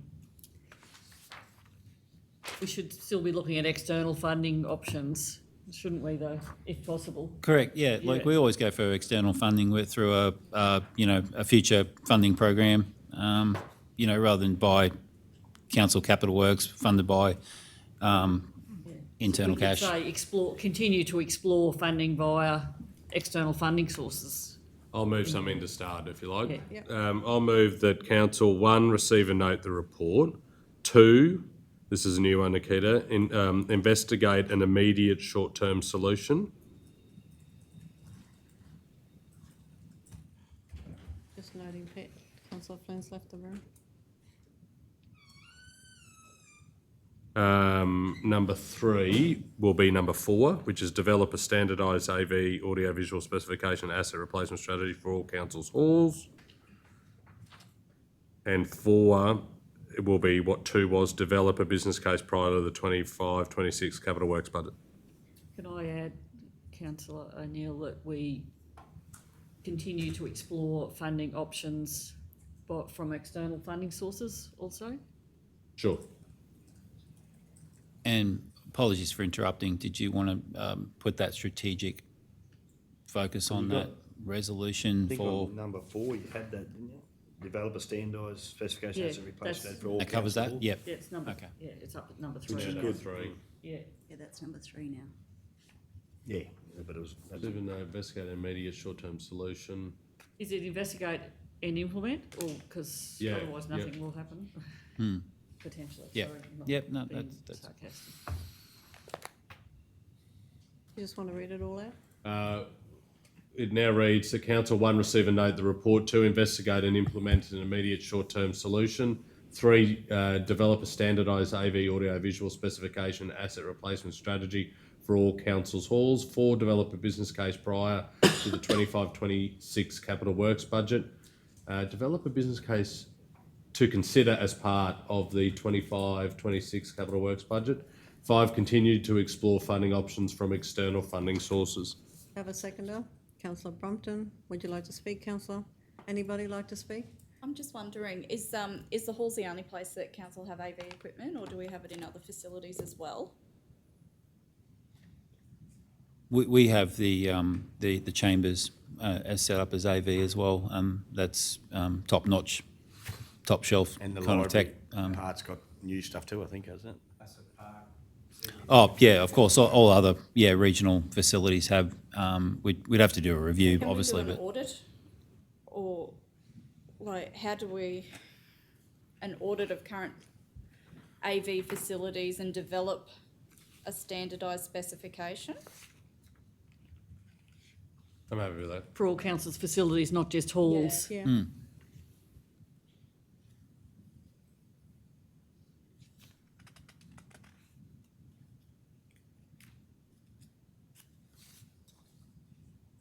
Probably the only difference, and probably Ruben would speak to this, but the halls are more for community connect and contractors to come in or externals to come in. So they should be standardised so everyone can use it at the same time and know what they're doing.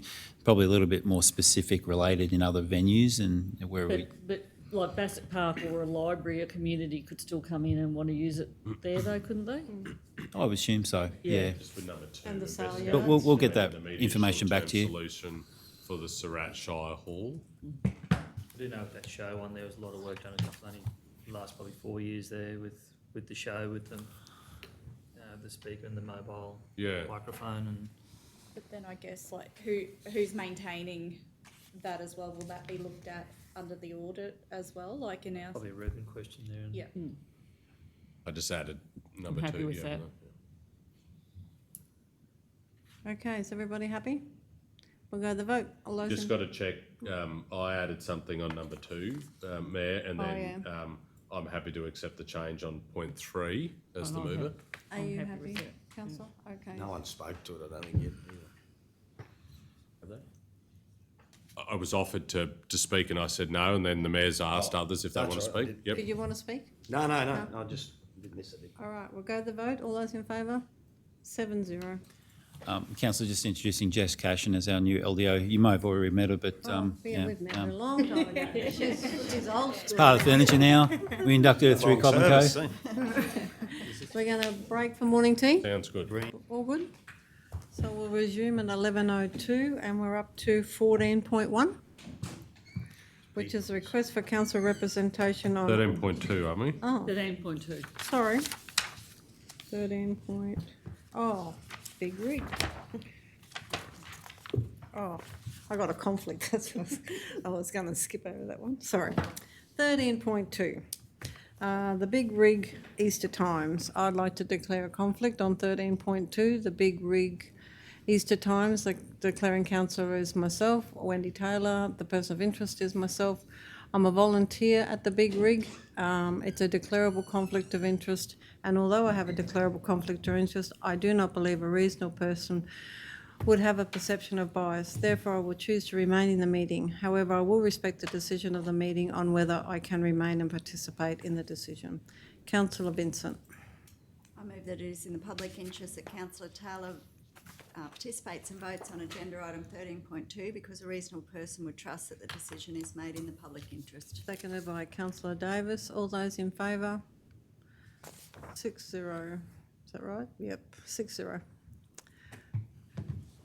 We'll go on to 13.2 then. which is the Big Rig Easter Times. Anyone got questions? Councillor O'Neill. This is exactly the same as what we did last. I'm happy to move. Can I just ask a question?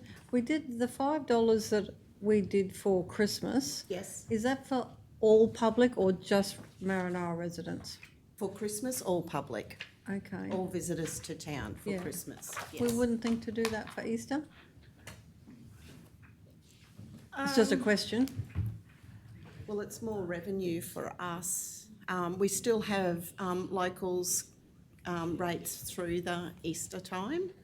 So, like, if they were coming now, we still charge the locals as their local rate of $5. But if they've got visitors, they get charged the normal rate of entrance into The difference, of course, Mayor Taylor, is that at Christmas it was reduced to incentivise family members that have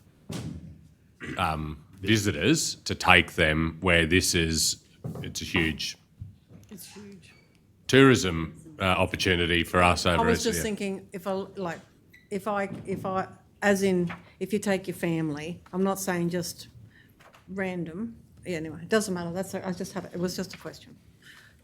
Up to you. I'll move the council amend the fees and charges schedule for public entry to the Big Rig from Thursday the 17th of April to Monday the 21st of April 2025 to allow A, express entry to the Big Rig Tower and Tree Walk from 4:30pm to 5:45pm at a cost of $10 per adult, $8 for concession, $7.50 a child and $30 for a family, excluding local residents, which will remain $5 flat rate cost. B, express night show experience at 6pm at a cost of $10 per adult, $8 for concession, $7.50 a child and $30 for the family.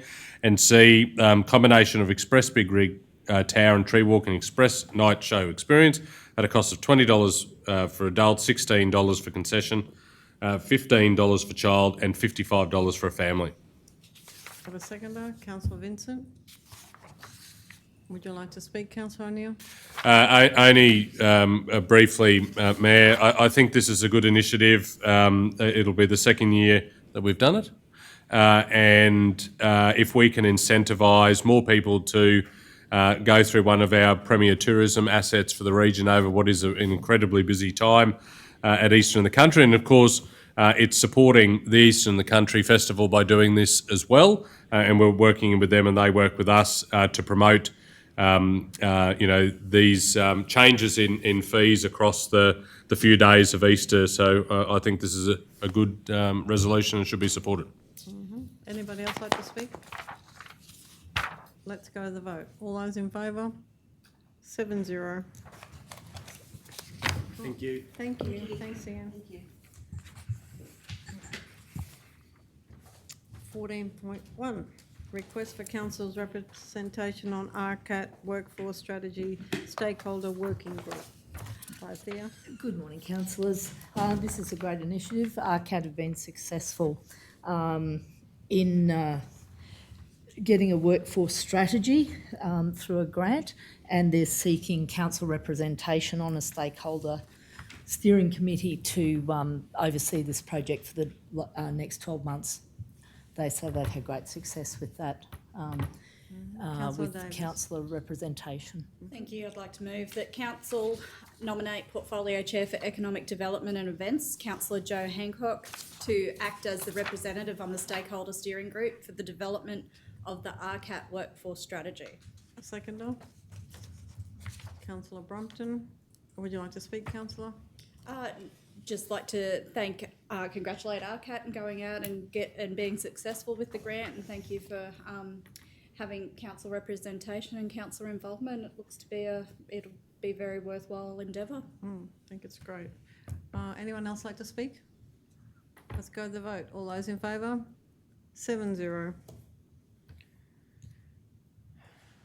14.2, applications through Regional Arts Development Fund RADF Program 2024-2025. Any questions? Have a mover, Councillor Brompton. I move that council endorse the RADF Committee's grant assessment recommendations in supporting the Maranoa Artists Incorporated application for $2,255. Do I have a seconder? Councillor Vincent. Would you like to speak, councillor? Anybody like to speak? Let's go to the vote. All those in favour? 7-0.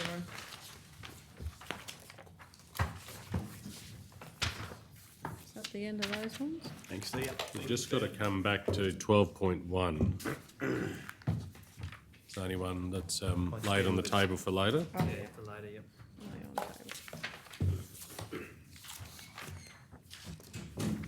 So we don't have any late open? I don't think there's any late open, no. Okay.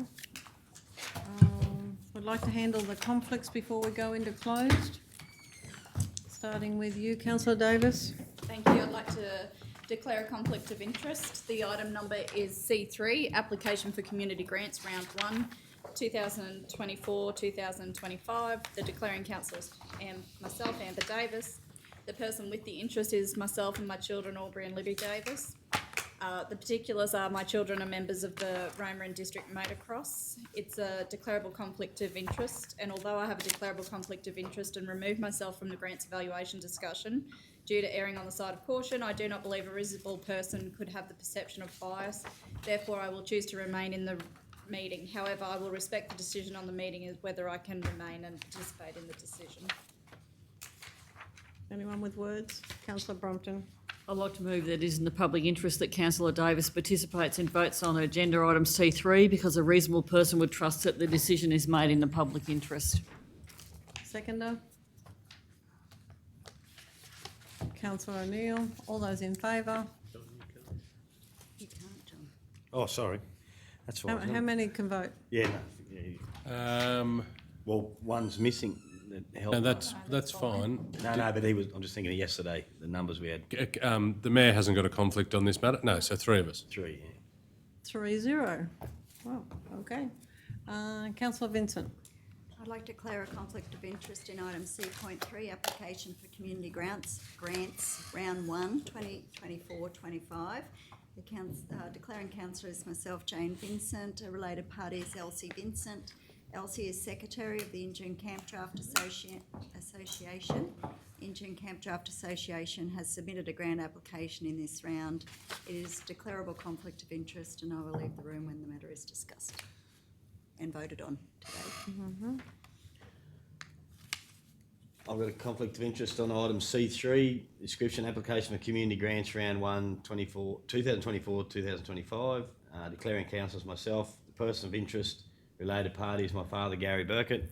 Particulars of interest, I have a conflict as my father is the president of the Mitchell Rotary Club and is mentioned in this report.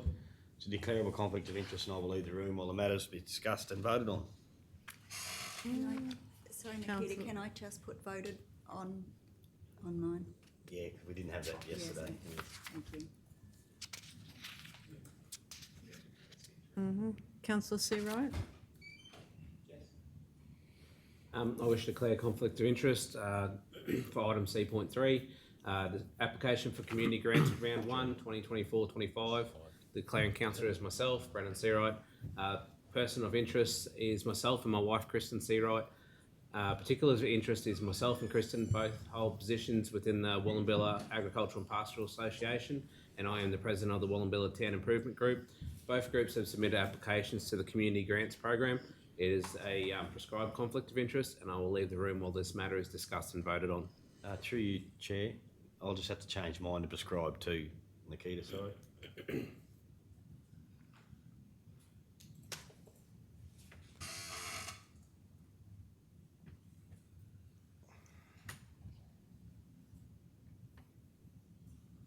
Joe's not here, so that's all good.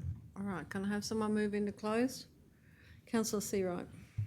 I move that in accordance with the provisions of section 254J3 of the Local Government Regulation 2012, the council resolved to close the meeting to the public at 11:13 a.m. to discuss the confidential items that its councillors consider as is necessary to close the meeting.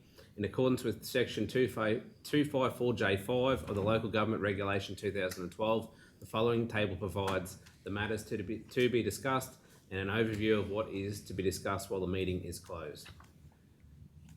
Agenda item C.1, request for reduction of water usage charges. on 15015 C.2, request for waiver, gas line repair costs.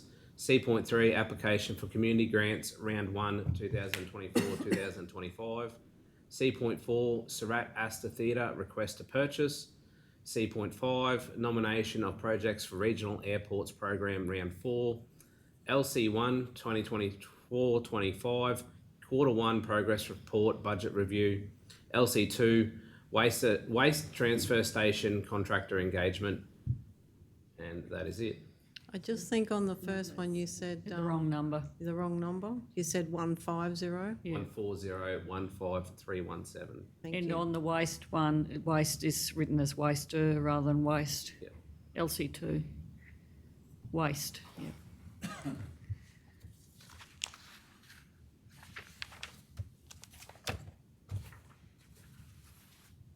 Seconder, Councillor Brumpton. All those in favour? 7-0.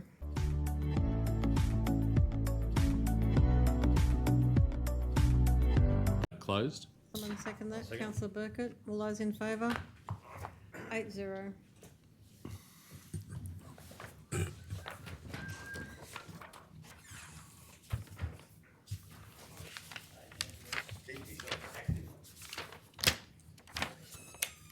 So we're going to go back to 12.1. Australian Cricket Infrastructure Fund 2024-25, consideration of project nominations. Councillor Vincent is leaving the room for the conflict. Nikita, did you get the the wording from Georgie?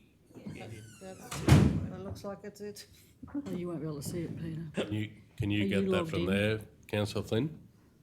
Within reason. I haven't got it up, sorry.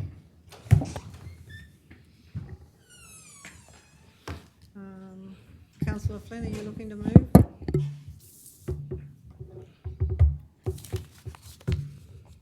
I'll move that council apply for funding under the Australian Cricket Infrastructure Fund 2024-25 minor grant category for Surat Community Cricket Nets, a total project cost of $7,500. Commit to co-funding $3,750 for Surat Community Cricket Nets and allocate funds from GL 02237207 Sport and Recreation Ground Maintenance Surat. Apply for funding under the Australian Cricket Infrastructure Fund 2024-25 major grant category for drainage and resurfacing to the Colts Cricket Oval. A total project cost of $80,000. Commit to co-funding up to a maximum of $40,000 for drainage and surfacing works to be funded from the 2024-25 Capital Works Program. Authorise the Chief Executive Officer or delegate to sign a funding agreement and any other necessary documentation in successful. Acknowledge and endorse Injune Cricket Club's application under the Australian Cricket Infrastructure Fund 2024-25 to upgrade the clubhouse at the Steve Murray Oval in Injune. And 7, lobby Queensland Cricket to prioritise the installation of lighting at the Roma Cricket Grounds for future rounds of the Australian Cricket Infrastructure Fund seed funding and work in conjunction with the Roma District Cricket Association to access funding for these projects. Do I have a seconder? Councillor Burkett. Would you like to speak, councillor?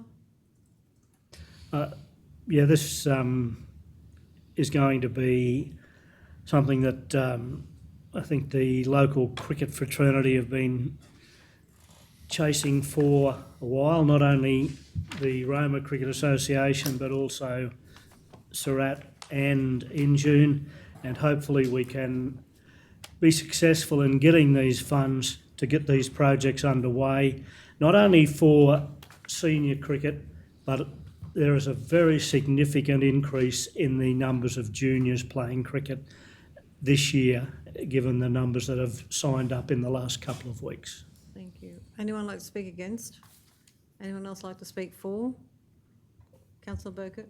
Yeah, just to follow on from Councillor Flynn, I think it's a great move forward for the cricket fraternity, and if we can sort out the little issues there at that end of the those ovals, and I think it's a move forward for everyone involved, and definitely concur with the junior. It's pushing along, which is good.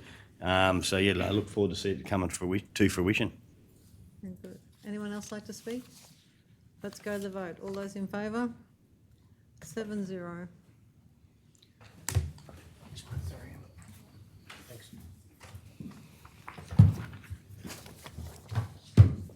Thanks, Dean.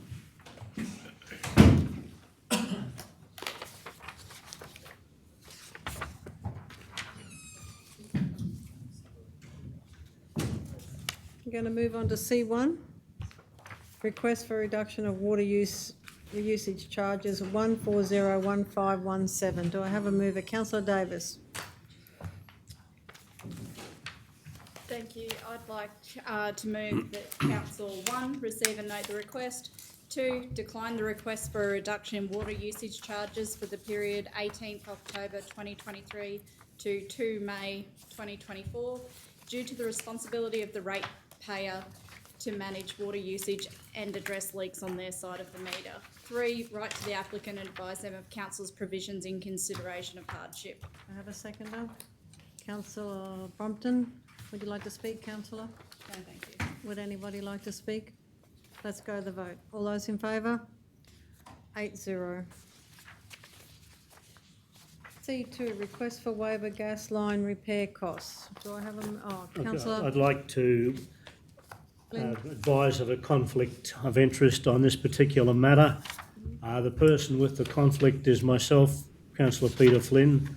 The reason for the conflict, a close friend of the applicant's family and could be considered to be having an interest in the matter.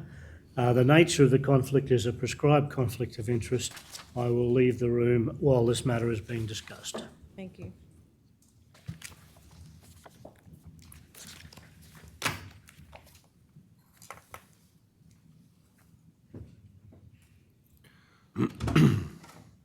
Councillor Flynn has left the room. Do I have a mover?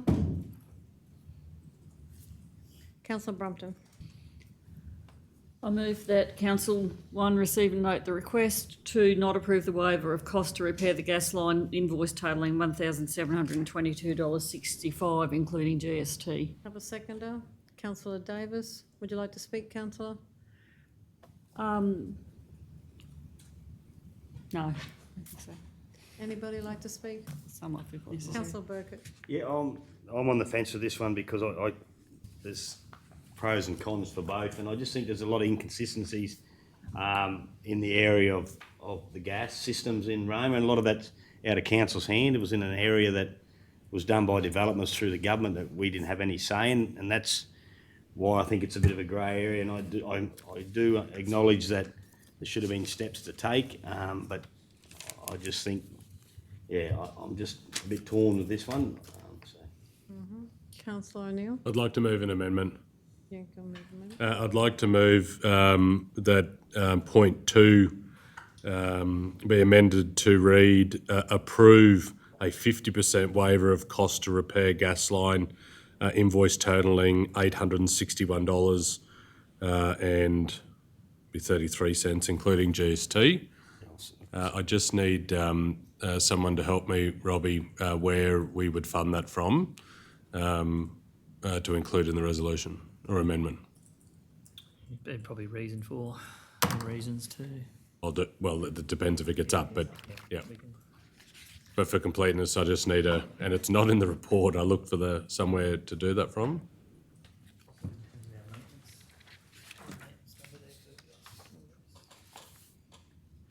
Yeah, to be under gas revenue. Let's see if I can just grab that real quickly. Your gas revenue's not where you do it from though. No. Because it's gas revenues in the negative. That's the expense of it. It's actually maintenance, Yeah. maintenance and repairs.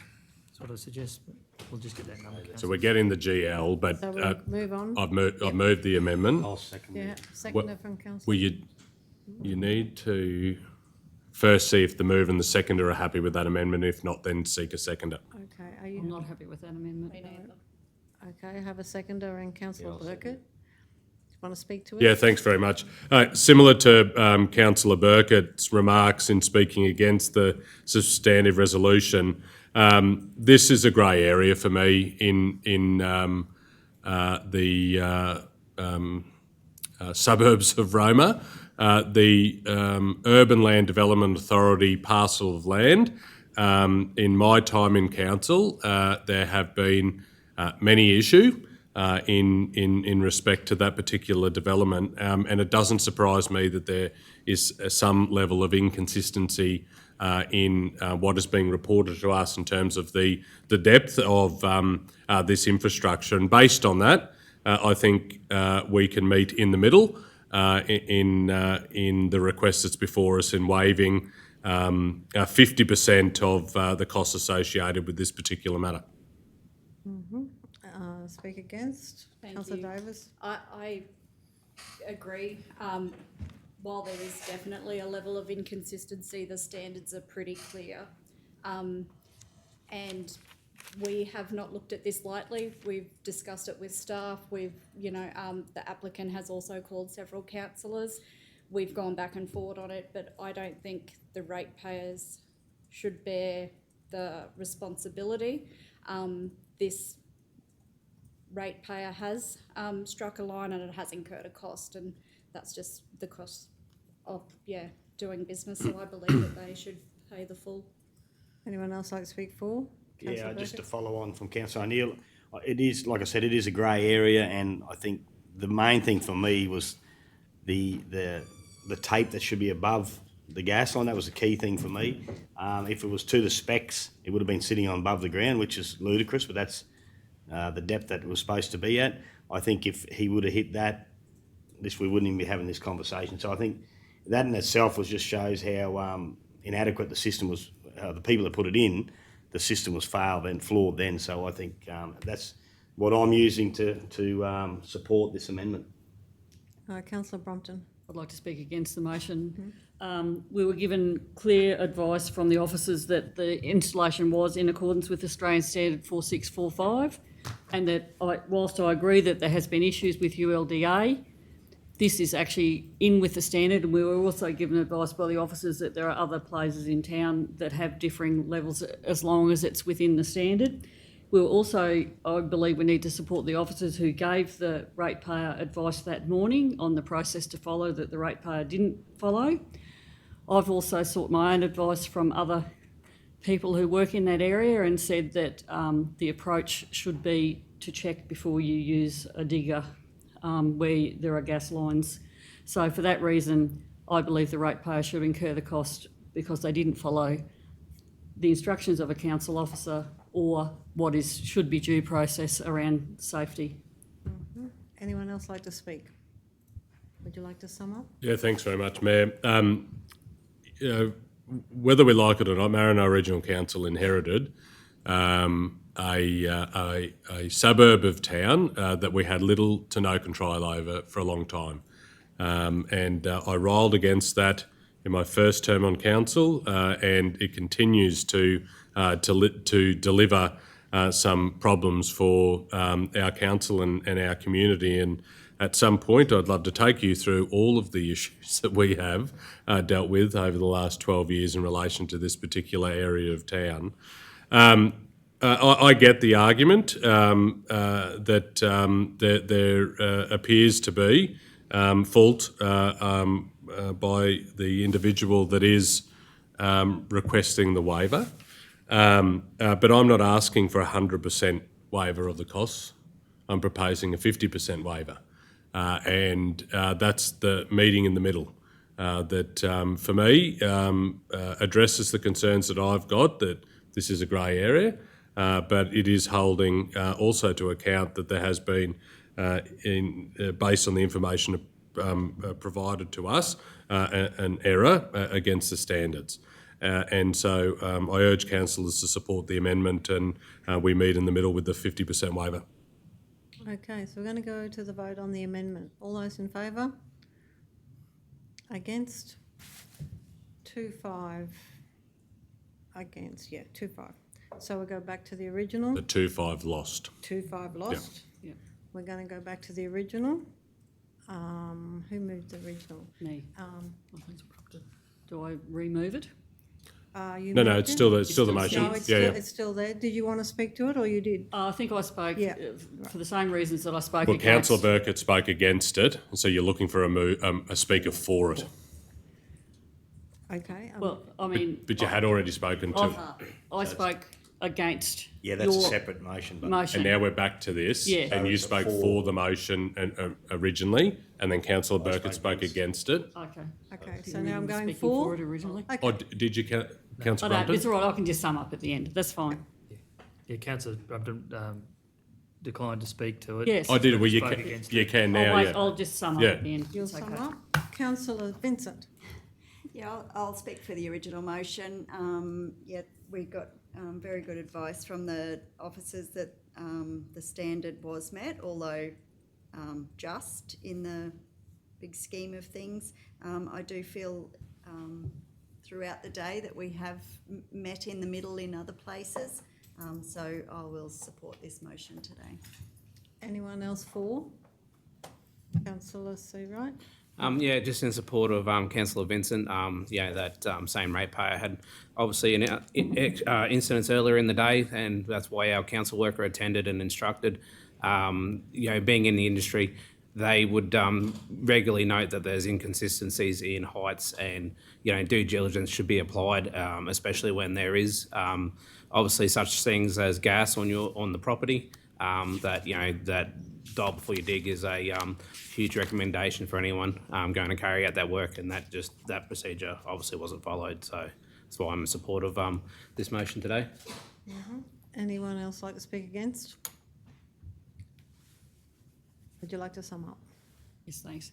I mean, I do appreciate there are differing people's opinions on this, but again, going by what Councillor Seawright was saying, we did receive information that we've already waived the loss of gas cost by hitting the main, which was several $1,000s also.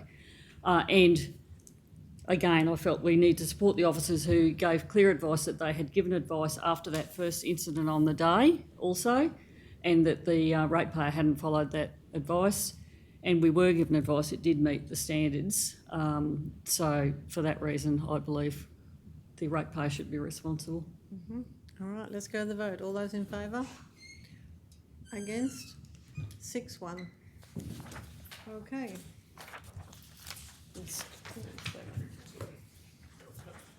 RC3.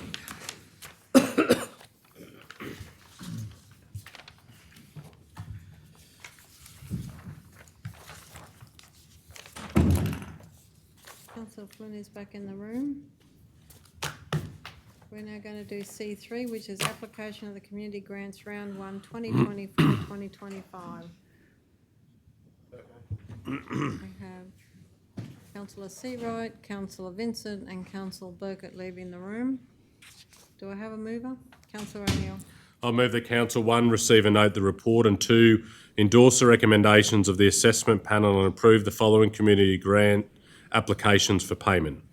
Senex Small Grants, Surat Local Ambulance Committee with a Christmas Party, Begonia Sports Club with a Christmas Party, Indian Creative Incorporated Virtual Learning Equipment, Roma Bush Gardens, remediate safety issues with walkway and seating, Maranoa Music Incorporated, Music Stand Lights, the Community and Major Grants, Mitchell Golf Club with the commercial flooring for kitchen, the Injune Kindergarten Association, accommodation upgrade, Roma Community Men's Shed with a lawn upgrade, Wallumbilla Town Improvement Group shading the cemetery, SDDA or Surat District Development Association with Ballin on Ballon, Wallumbilla Rifle Club, a septic tank install and range repairs, Waroo Sporting Complex User Group, irrigation installation and turf, Roma and District Motorcycle Club with a mower, and Injune Cairndraft Association arena surface upgrade,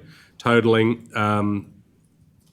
a grand total for both of those, the Senate Small Grants and the Community Major Grants, a total of $86,351.65. Do I have a seconder? Councillor Brompton, would you like to speak, Councillor? Thanks, Mayor. Some great projects, some great applications. Unfortunately, it was oversubscribed, and so there are community groups and associations across the region that won't be as excited with this news as the ones that I've just read out. But I think it is good that we are oversubscribed in our grant applications. Because it shows that there is very active community groups, associations, sporting groups, etc. out there that are looking to improve their particular assets. And I encourage those other groups that haven't been successful this round to come back again. There is a eclectic array of projects that are being funded, but I think it shows the beauty of our community grants that we can contribute to the myriad of projects that I've just read out. And I'd like to again thank Senex for their contribution in partnering with Council in respect to the small grants. It's been a number of years now that they have been involved with Council in administering these grants, and we thank them for their contribution. Thank you. Anyone else like to speak? We'll go to the vote. All those in favour? 5-0.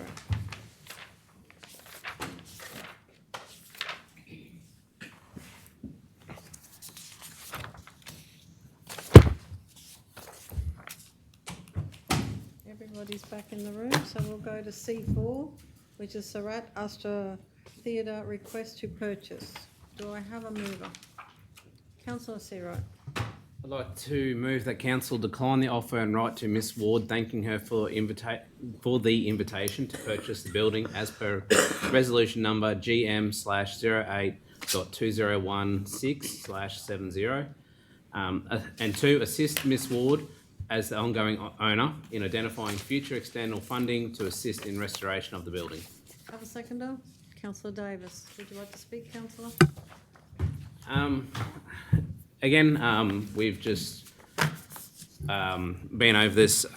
Council's just, we have that many older assets at the moment that we're just not in that position to purchase this. And, you know, the expectation is once that we would own it, we'd, you know, be inclined to actually have to repair it initially, and council definitely are not in a financial position at the moment to do so.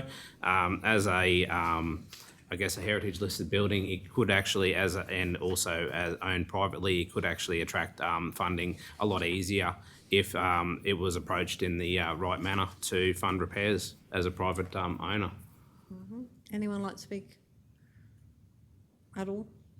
No. Let's go to the vote. All those in favour? 7-0.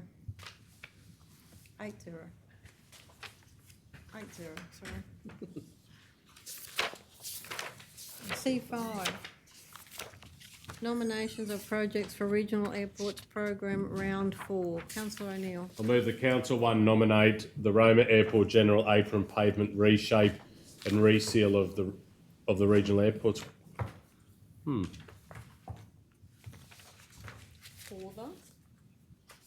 Must be for the reseal for the regional Through the mayor, could I suggest maybe under the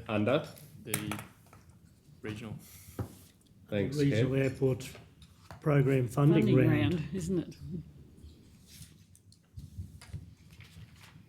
Funding round 4. Yeah, round 4 it is. Yeah. I'll just read that again. The Council 1 nominate the Roma Airport General Apron Pavement Reshape and Reseal project under the Regional Airports Program Funding Round 4 to commit to funding the reshape and resurfacing of the General Aviation Apron in the 24-26 Capital Works budget. 25-26 Capital Works budget. Have a seconder? Councillor Vincent, would you like to speak, Councillor? Thanks very much, Mayor. A much-needed project, an investment that needs to happen at the Roma Airport, and we need to be competitive in our approach with other local governments from across the country, as they too will be seeking to have projects in their respective local government areas. There is a sizable commitment coming out of the Commonwealth Government in relation to round 4, some $25 million, announced in this competitive bid. We have, proudly across the last decade, albeit not so much in the last few years, been able to put considerable reserves away into the airport budget so that we can address projects like this when they are required. We still have some reserves there to be able to contribute from our side of the ledger, and I think it would be remiss of us not to apply now to get this project underway as soon as we possibly can. And I look forward, I hope, to a positive announcement from the Commonwealth Government when assessed. Anyone like to speak against? Anyone else like to speak? We go to the vote. All those in favour? 8-0. Going on to LC1.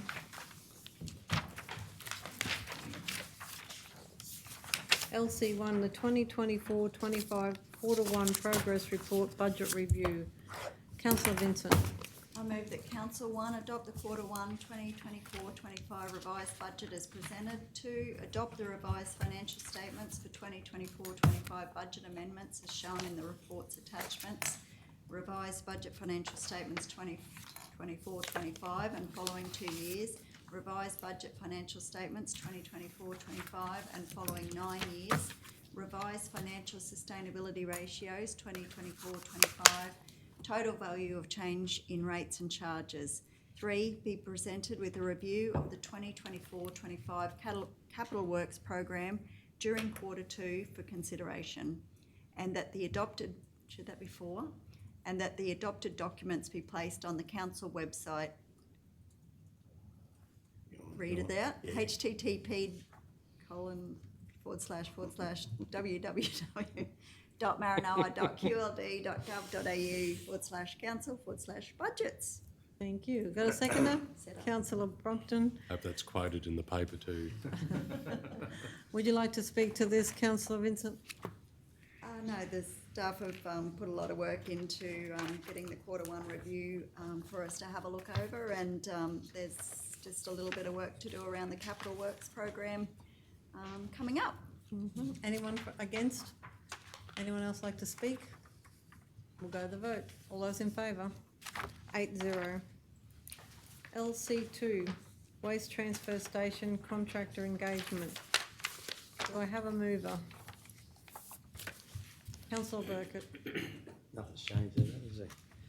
I'd like to move that Council 1 approve an increase to the council budget contribution towards the project from $934,000 to $2,323,000 with funds to be sourced from cash reserves.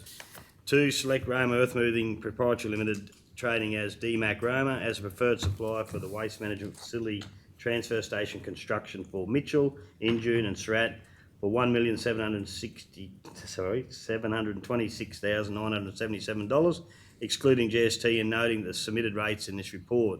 3, authorise the Chief Executive Officer or delegate to enter into final negotiations with Roma Earthmoving Proprietary Limited, trading as DMAC Roma, and accept the contract for the construction of Mitchell, Injune and Surat waste transfer stations if final terms are accepted. 4, select Gunn Civil Constructions Proprietary Limited as a preferred supplier for waste management facility transfer station construction for Wallumbilla, Ulbar and Jackson for $1,444,595, excluding GST, and noting that the submitted rates in this report. 5, authorise the Chief Executive Officer or delegate to enter into final negotiations with Gunn Civil Constructions Proprietary Limited and accept the contract for construction of Wallumbilla, Ulbar and Jackson waste transfer stations if final terms are acceptable. Do I have a seconder? Councillor Seawright. Would you like to speak, Councillor? I just think this is something that we sort of have to do. We're a bit behind the 8 ball in this, but I think hopefully in 8 weeks' time we've got some transfer stations ready for a shovel. Councillor Davis. Can I suggest amendment, I don't think we should be going cash reserves for this. I think we need to look at our projects. Can we adjust that?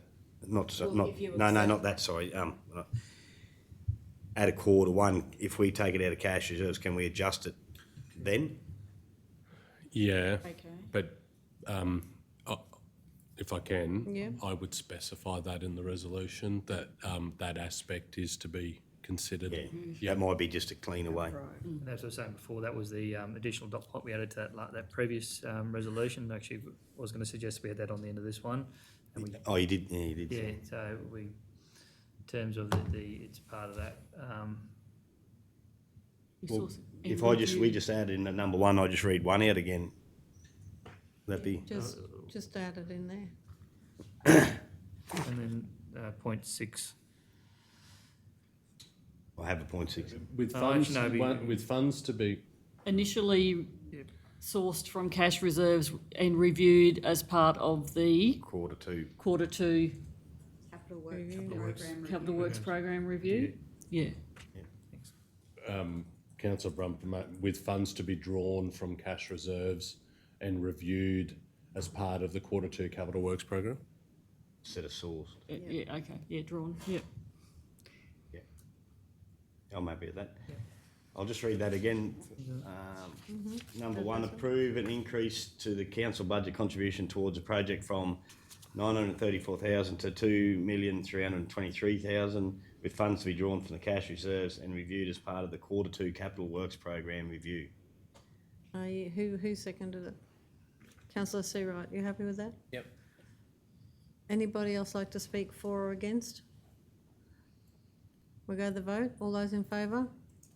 8-0. That's the end of our day, I think. Has anyone got anything else? Thank you all, and I'll close the meeting at 2:15. Councillor